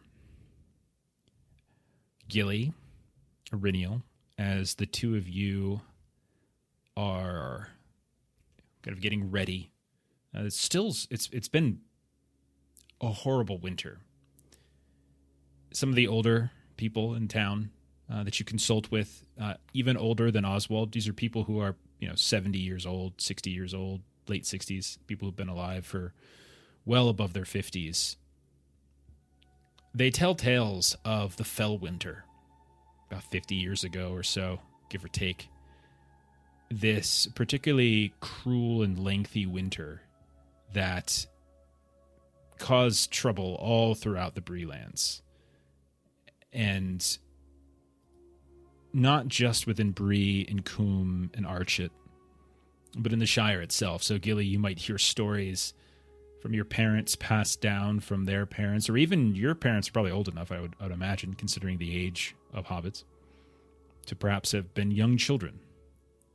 And maybe this is the reason why they left, because we've talked about trying to explore why they might have left. Maybe this is the reason why, is even the Shire was terribly hit by these storms, to the point where hobbits were starving and they needed to get food. And there were all sorts of these different reinforcements, like Gandalf and others, who were managing to kind of collect resources that they might need. But within Bree, within Coombe, entire pastures, entire farms were destroyed.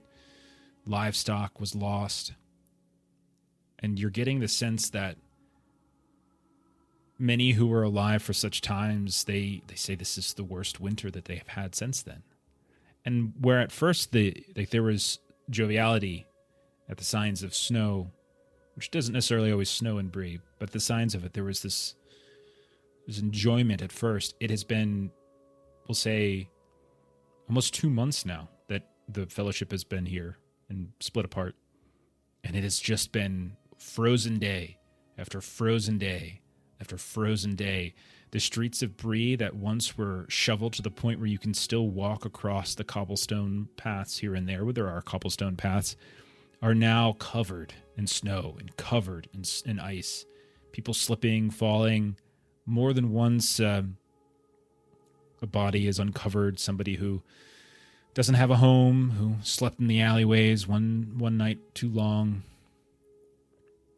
And that kind of melancholy that comes with a lengthy winter begins to permeate around these towns, to the point where it almost feels like not only maybe did you all bring this harsh winter with you, or did you bring the sadness down from Angmar? Gilly, you struggle multiple times over, we'll say, about a week before you and Arinio plan to leave. Mm-hmm. You've had some quality time with your parents. You've had some quality time with Oswald, Breaker. You've seen Arinio in passing here and there, enough to stay in touch. But every night for a good week,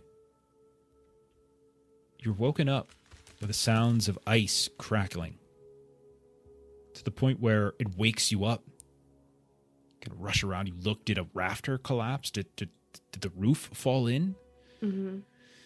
And all you see on your built upon your windowsill, your door, it takes effort to climb out of your apartment in the morning. And over a week, you barely get any sleep, as every night, crackle, crackle, crackle. Arinio, you're alone in the Chetwood. Mm-hmm. One night, you hear the sounds of crunching of boots outside. You go outside, you look around, you see boot prints everywhere. Everywhere. As if a dozen people had showed. But you heard nothing other than a single handful of steps. But it looks like there's just been someone circling, rounding, and rounding. And as you're wandering about, looking at these tracks, what catches your eye is from the window of your home. You can see this tiny shine of this blue-green light that seems to flood out of the shuttered window between the seams of the lats. And since you're all alone and you probably only have a torch or a lantern in your hand, it's a very noticeable light, and it reminds you perfectly of that same lantern that was carried by that elk rider inside of Angmar and inside of Othrengul. What do you do? Aurenia would run back inside. You run back inside. As you do, you take a few steps. You run into the cabin. You look. There's no one in here. You look back out the window where the light was coming out, and you see in the distance, in these bare trees, there's the light coming out from about 20, 30 yards away in the brush beneath these mounds of snow. You see it once more out there. Roll an awareness test.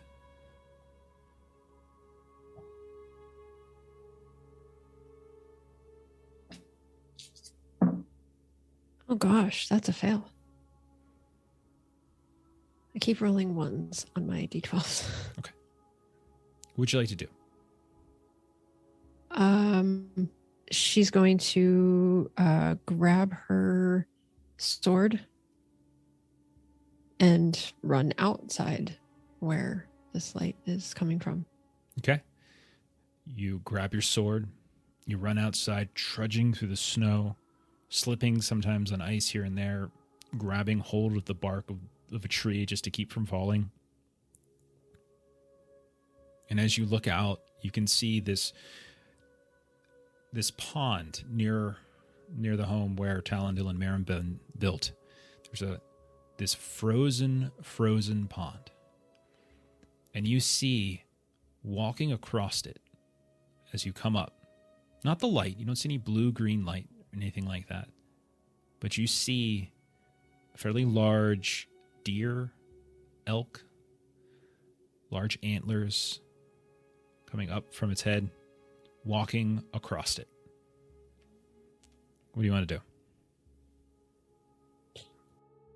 Aurenia has been working on her stealth, so she is going to do what she does and try to get high ground if there's any trees or anything here to watch. You're in a forest called the Chetwood. There's plenty of trees if you want to climb. Yeah. And you just watch as this elk walks across the pond. Anything else you want to do? Now you see it from a high ground.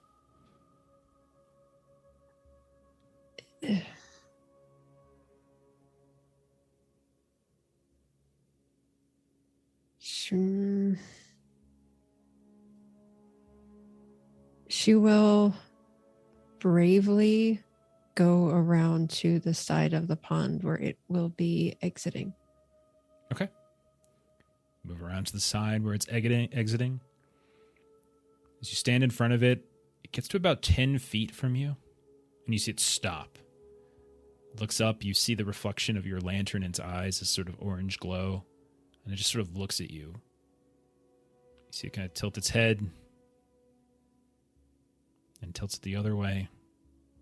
See it almost kind of sniff the air. And then slowly starts to list off to the left, which would be to the north, and walks kind of perpendicular to you, trying to find the edge of the pond.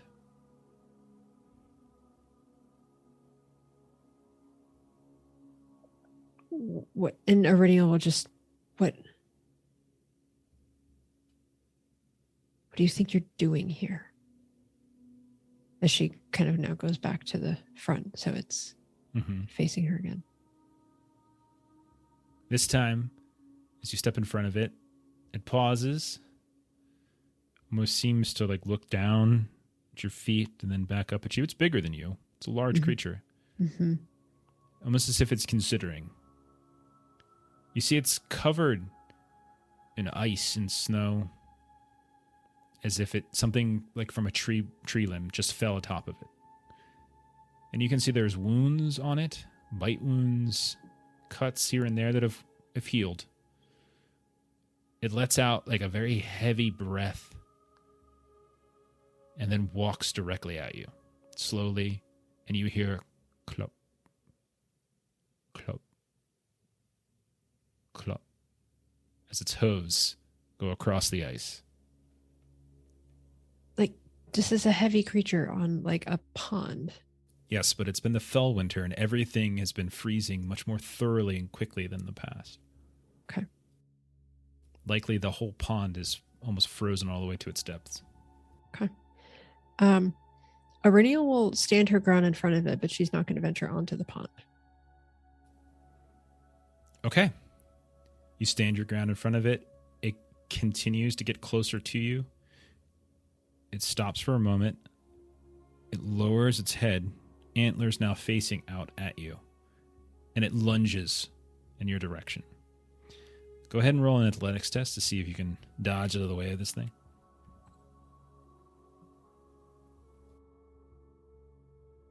All right, athletics is favored. And I am swift is one of my distinctive features. So I would like to spend a whole to be swift. Yeah, that sounds right. Oh my gosh.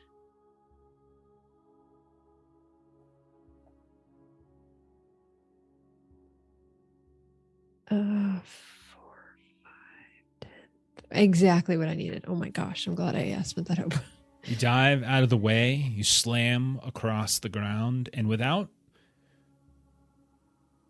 it really making any heavy sounds other than sort of it's very silent. It doesn't turn towards you or anything like that. Once you dive out of the way, you see it just begin to sort of trot and then bound and then move with a greater speed than you can keep up with off into the north of the Chetwood, kind of disappearing into the darkness.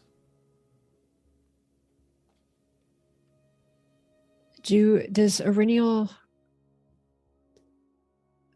because there were some like injuries to it, some cuts and things? Yeah, it looked healed over. It could be simply, without getting close and being able to examine it as it's run away, more than likely it could just be like it survived an attack by a wolf or something like that.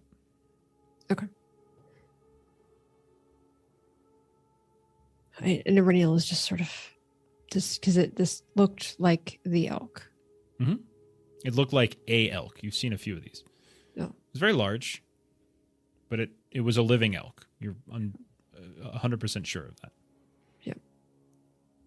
When you return to the cabin, okay, you notice that the roof has caved in, and you see sticking up out of it is a large bough of a tree. Very tall trees that surround in all directions. And you can see that over top of where you would be sleeping, where your bed is affixed, this huge tree bough has fallen down and collapsed into it. And this not having been her home, this having been Maribem and Talendil's cabin, this will sort of momentarily break Aurenial that this was their cabin that was still standing even if they weren't, and now their cabin is now destroyed. And so for a few moments she'll just sink into the snow and just catch her breath and just think and just gather herself, go back inside and just see if there's anything to salvage. Oh no, you can salvage things. You start to collect your things. You notice there's something missing. What is missing? You cannot find the Morgul blade. Gilly. You wake up one morning, mid-morning, late morning.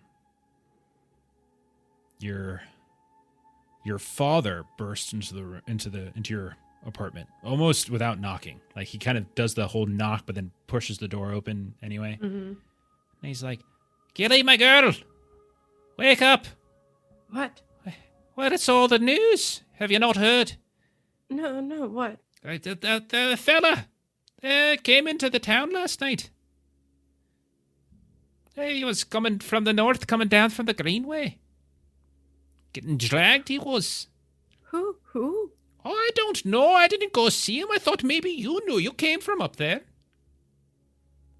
They say They say he's frozen. He's a frozen man. And at that, Gilly will immediately get up and go see who.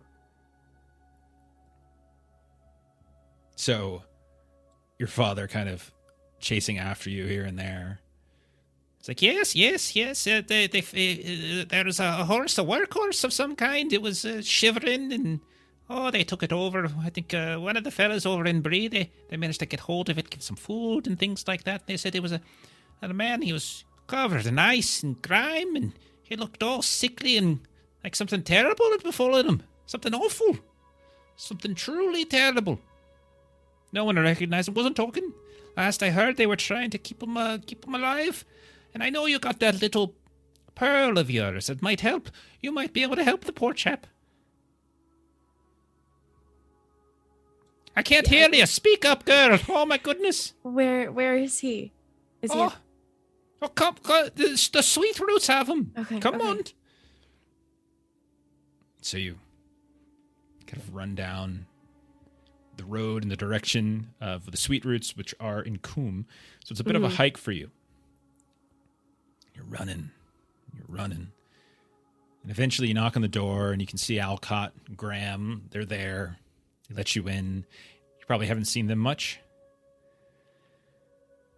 And they've got this very dark look on their eyes.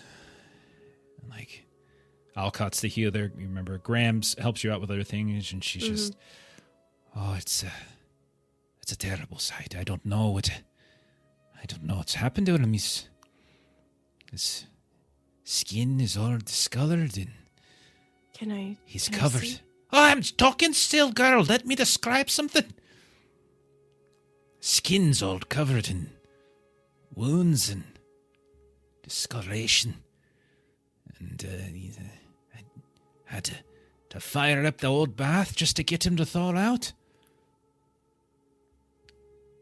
But no, you can go in. Go ahead. No, go. And she kind of motions in the direction.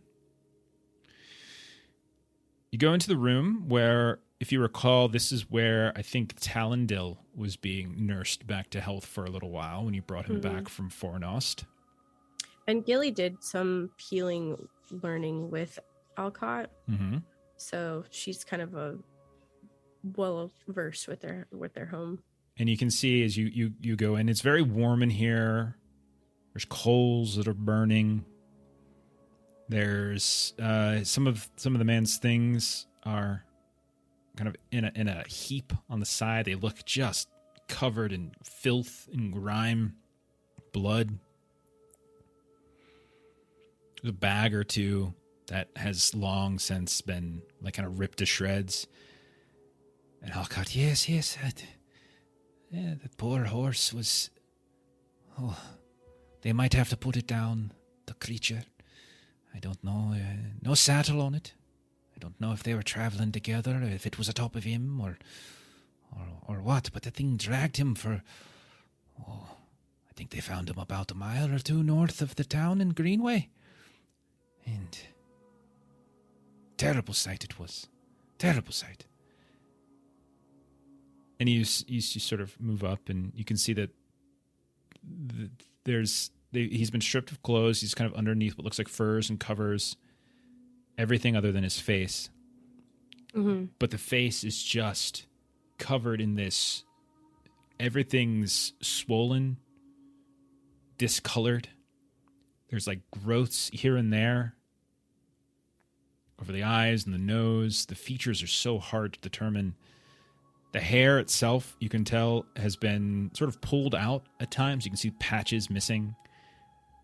There's horrible scarring along like the ears and the face. Just these like puncture wounds where it almost looks like something bit him. Mm-hmm. Part of the ear is missing on one side, and the other, it looks like frostbite has taken a second. The hands, you can tell, are horribly wounded, have been patched up and cleaned. A few of them are missing fingers. What do you want to do? She wants to attempt to heal this person. Roll a healing test. She's gonna spend a hope for a magical success.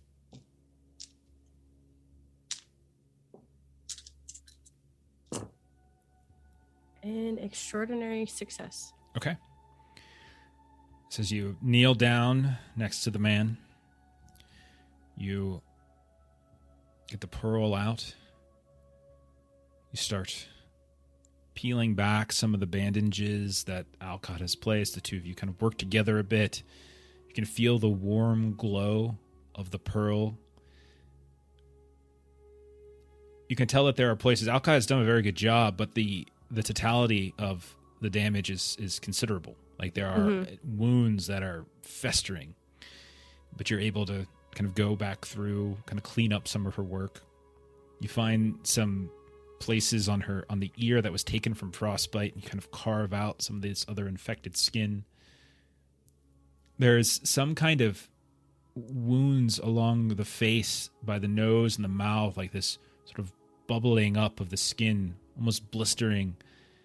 You try to like pierce it a little bit, but pus starts to run and it becomes impossible to keep up with, and that pus turns bloody, and then you realize it's probably the bad tactic to take. Mm-hmm. The whole while, like the chest of the man is kind of moving up and down, very, very light. After a few hours of working with Alcott, you do manage to sort of clean up some of the bandage. You're replacing everything. There's discarded on the floor are all sorts of old bandages, towels, cloths. You can see more than one pot has been filled and refilled with warm water. And eventually you're able to kind of look down at the man. So difficult to determine. Wounds all over.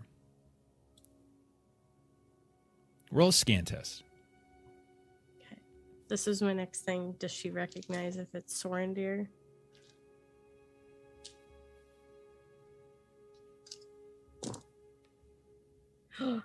I would have failed, but I did get a 12. You got a Gandalf. Okay. I mean, maybe as you were healing him, the hope was kind of brimming. This is him. This is him. You see his clothes almost unrecognizable. And you realize that you do, in fact, recognize him. But it is not Sorendir.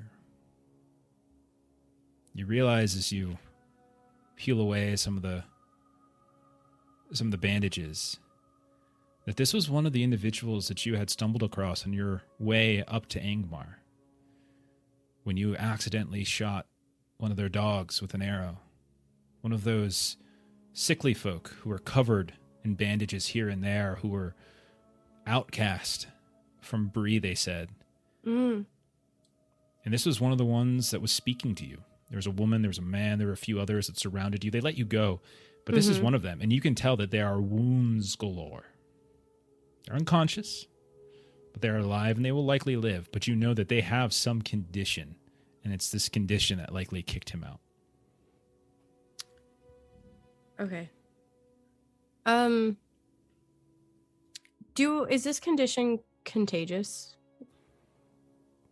You can go ahead and roll a heal test. Cannot do a magical success on this one. This is this is more of a knowledge test as opposed to a skill test. Got it.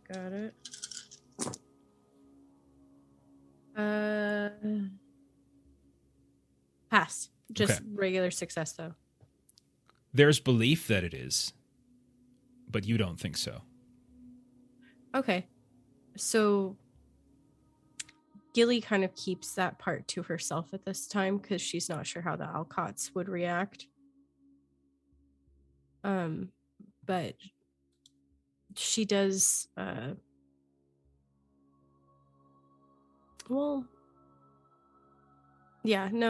she's like, she'll let them know, I don't believe it's contagious.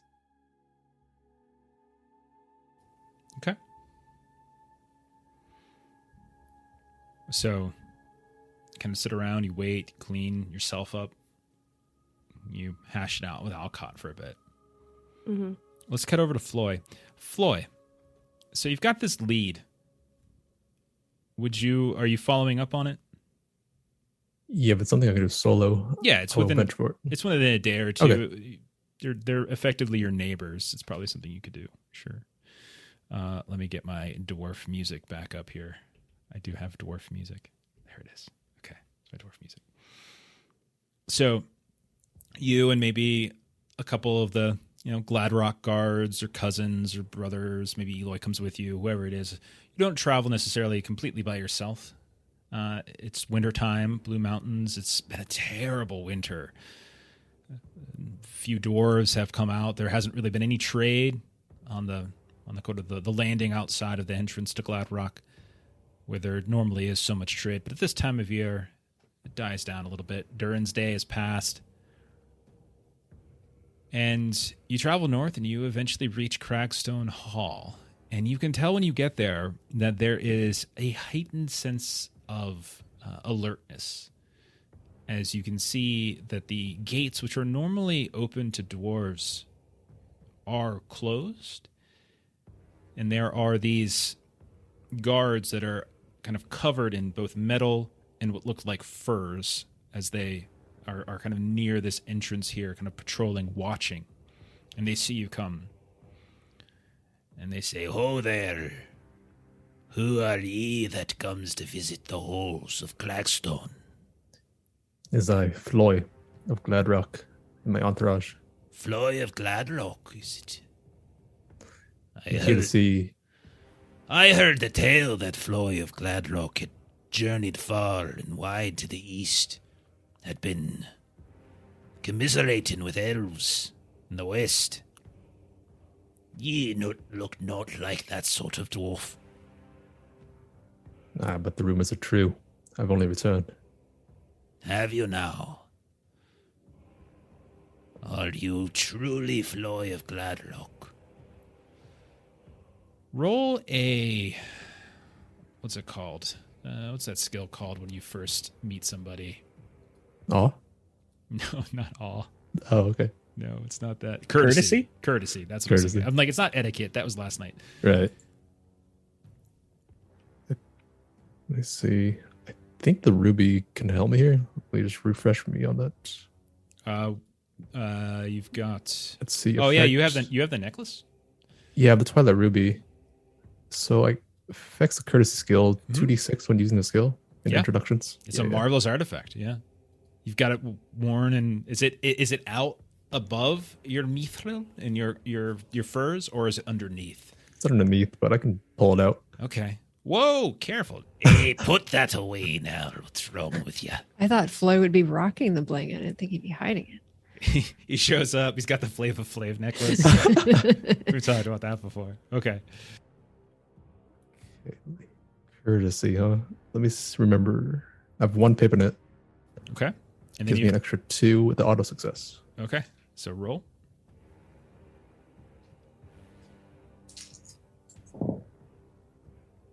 $10, 17, 18, which is a success. Okay. Well met, Flory. You can see he starts looking at some of the others behind you and calls out some familiar names here and there. We mean no discourtesy here, but Cragstone has suffered a bit of betrayal of late, and we are being cautious with even dwarf folk who come with heard about it. All you have now. I've come to assist. If I could speak to Rambin. Rambin. Indeed. What business is it of yours? I have to ask. I've heard of a cleaver of sorts. One that can fell even race. I only wish to observe it, maybe, to give me more answers. You speak of kobolds, damn it. You speak of kobolds. Wax, is it? Kobar himself, yes.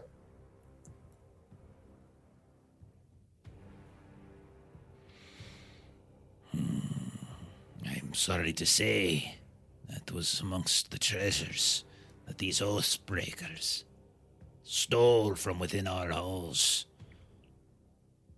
Not worth the hair upon their chins they are. I've come to take care of him. I'll seek him out for you. Will you now? Out of the kindness of your own heart? Or are you looking for some sort of reward? Of course I need a reward. I'm not doing this for free. There's honesty in you, at least. Which is more than I can say that those who preceded you. If you're looking for Thrombin, you found him. For I am he. These are my guards. And our time these past few days have been hampered, our investigation, you say, by the winter, by the snow, and by many a dwarf who seem not willing to tell the truth. Honesty will get you a far distance with me, sir. So I suggest you continue with it. Grasp hands for them. What is it you know of these Oathbreakers? They set up posts.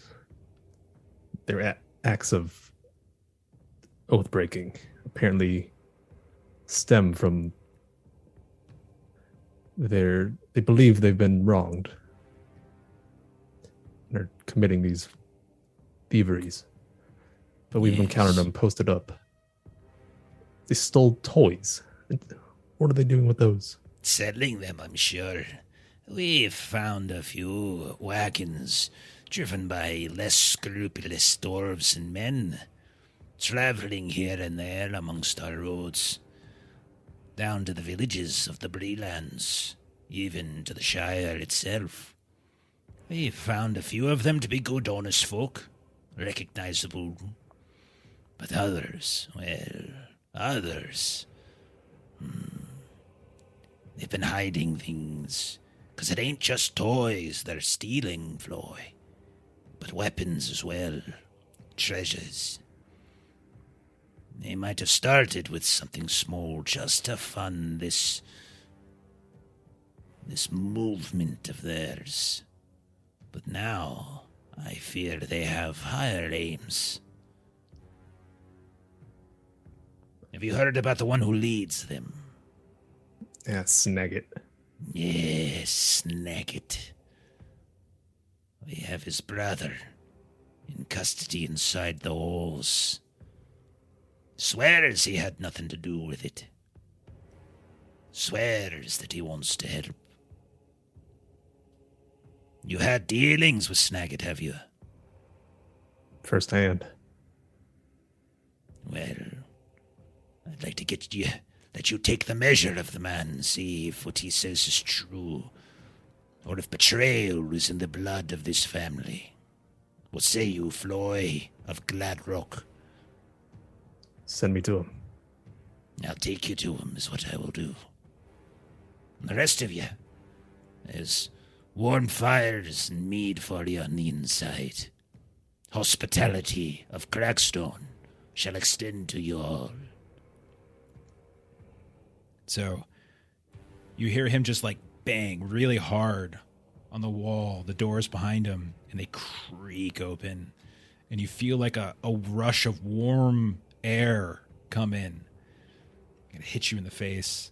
You start moving down the halls, weaving down these stone steps. Doesn't have that kind of gold inlay the way the halls of Harmelt had, but you can see beautiful stones here and there affixed on the wall in ways that would make any treasure hunter blush a bit, as you would imagine that some of these displays are worth a fortune. Thrombin gets one of his other guards to kind of lead some of your retinue away. A few of them stay with you, of course, and you're eventually led to a chamber. Warm, because you can see this big roaring fire in the center. You can see these sort of chandeliers hanging down where candles are kind of glowing. This sort of rigid, sort of almost brutalist type stone statues carved into the wall of dwarves of old, ancestors of the Crackstone clan. And you can see that there's a few more of these guards that are kind of standing at attention around a central table. And they all seem to be looking down at one dwarf. And Stephen, do you want to tell us what this dwarf looks like? All right. So you're looking at a middle-aged dwarf with just a real scraggly beard, very unkempt, long hair that's thinning at the top, but still has some of that orange fire to it. He's wearing modest clothing, like he's a dwarf, so he's still fairly well geared up, but you can tell that it's all secondhand. It's been repaired. It looks like it's maintained well, but nothing new. And he is actually smiling, like he's not too concerned with this captivity here. He would see Floy come in and, why? I've never seen such a fine beard on a dwarf. Thrombin, you should take notes. Don't let his flattery fool you. He is a devious sort. It runs in his blood. Look at him. I kill him. Oh, well. It's a good thing. He's got this other brother. This is Taggett. This is Maggot. This is Paggett. Guess there's this whole long lineup. He's like, so he says, Don't let his flattery sway you, Floy. You've met his brother, and he claims that his brother is misunderstood or this or that, and that he has got nothing to do with it. But he won't tell us where to find him. Won't you, Daggett? You fool. Well, Thrombin, I have to say, I don't really trust what you would do if you found him.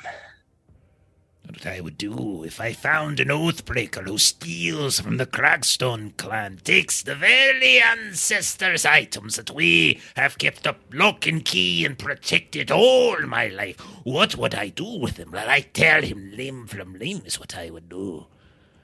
But Thrombin, you forget. When a dwarf makes an oath to a lord, the oath is returned to that dwarf. The lord promises to protect, to be generous to this servant. The oath was not fulfilled to Snagit. Not fulfilled?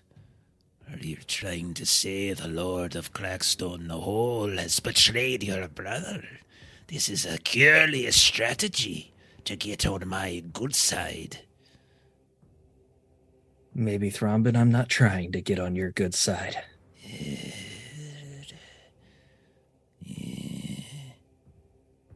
Floy, when did you meet his brother last? Ooh, I'm trying to remember. I like to think that's exactly what Floyd says in the moment. Let me see. Was that before the previous eel ship or after? That was en route to Forlond, where you guys met. Okay. Months ago.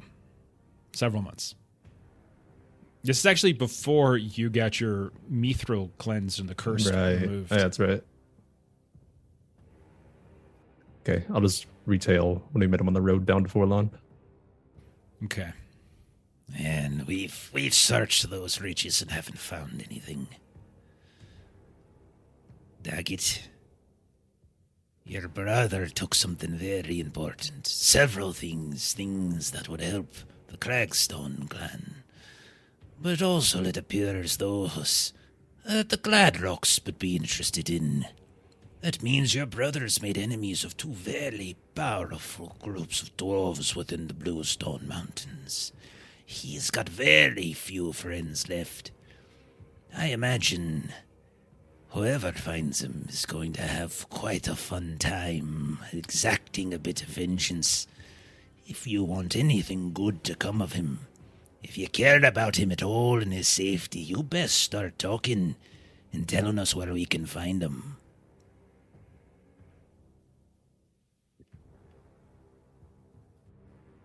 Lord Dwarf, you said your name was Floy? Yes. You have the finest mithril, the finest beard. You must be the highest of dwarf lords. I assume that your honor is untarnished as your attire? You think I leave me? But I'm merely an adventurer, the treasure hunter. Can I assume that your word is good? As good as the dwarf could make it, yes. Thrombin, I will make no deals with you.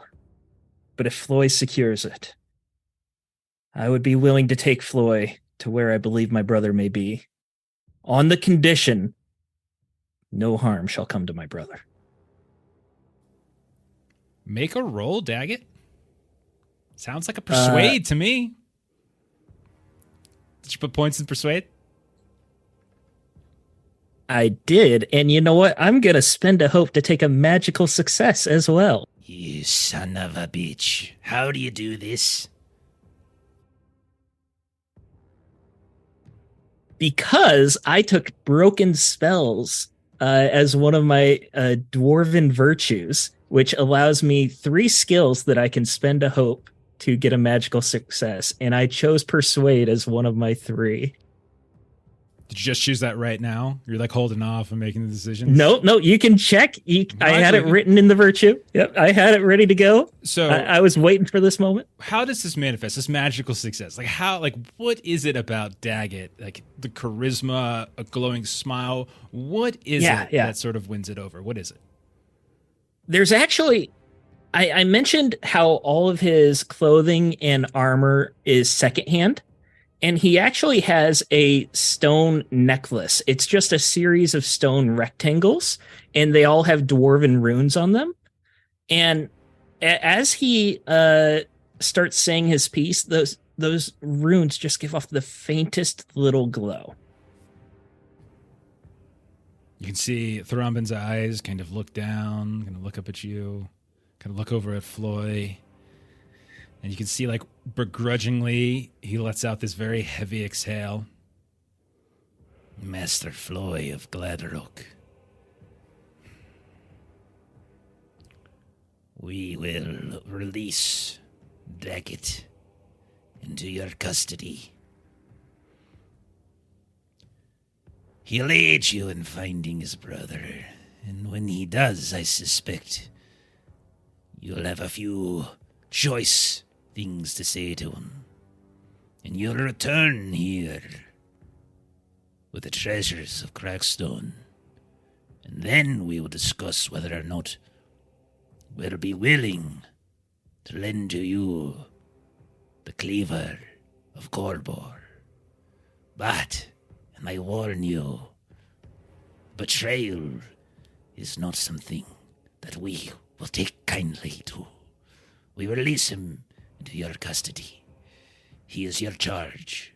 You keep an eye on where he comes and goes, and if you learn of Snagit, we want to learn of it as well. Betray us, and we will make sure your family's holes are blackened for the next 500 years. I'll keep an eye on him. You'll be the first to know.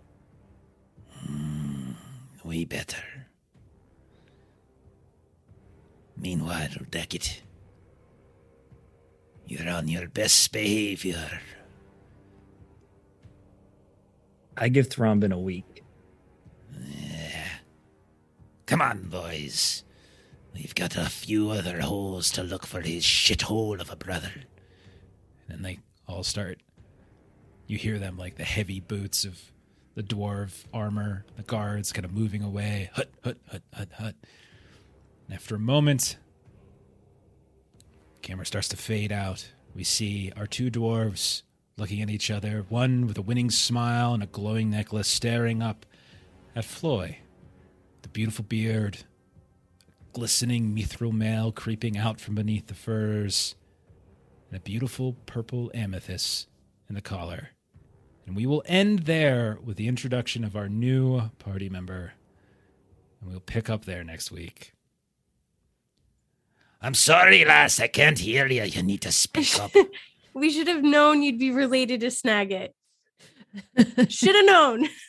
I had to force him back into the campaign somehow. I like the cheerful, outgoing. The exact opposite of Sorendir, yeah. Right? Isn't that great? Like, it's going to be That's so completely funny. different. All right.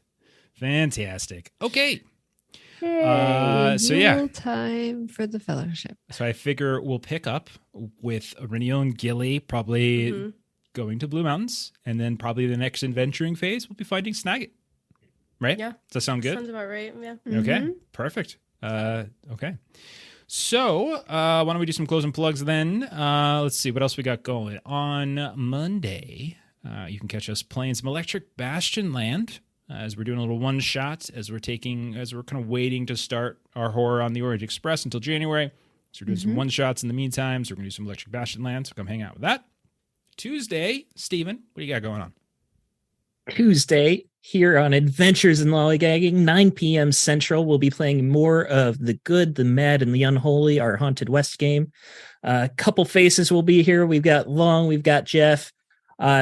We're wrapping up our arc, so this will be the time to come in and join us. And we will have a giveaway coming up, not this Tuesday, but coming up. So stay tuned for more Haunted West info. Very big giveaway.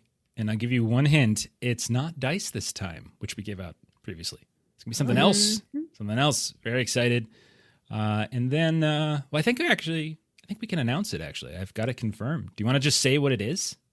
We're giving away a copy of the Haunted West core book. Yeah. All 800 pages. So cool. 800 pages. If you thought, and I appreciate this joke, no one laughed at it the first time, but I'm going to say it again. If you thought these boulders could maim a person if you hit them with them, try hitting them with an 800-page Haunted West book. Very beautiful book, by the way. So yeah. So cool.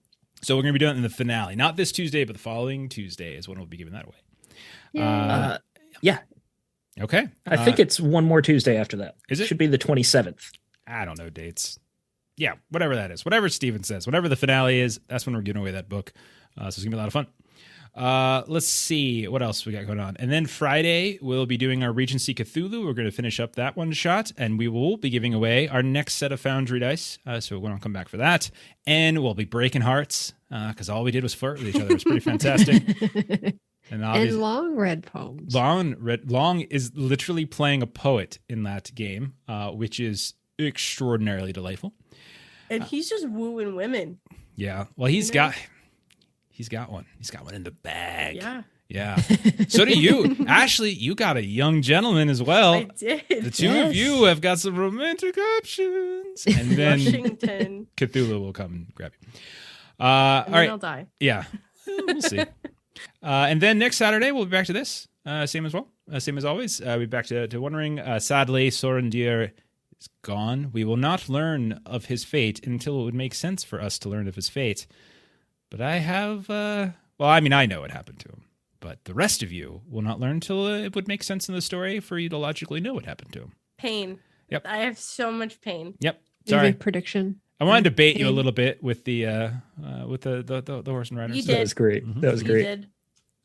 Then and then let's see that. I think that's about it. Yeah. So come hang out on Monday, came out on Tuesday, came out on Friday, and we'll see you next time. So we're gonna go ahead and raid. Let's see, who do we want to raid? Let's do some boys from the Baltic Star. They're playing Quiet Year. That's a really fun game. Nice little game. So we'll go ahead and raid them. Follow the raid. If you haven't followed us yet on Twitch or on YouTube, please do so if you can. If you can't, that's fine. Just come hang out and watch at least. And then follow the raid. We'll catch you later. Bye-bye. Bye. Friends.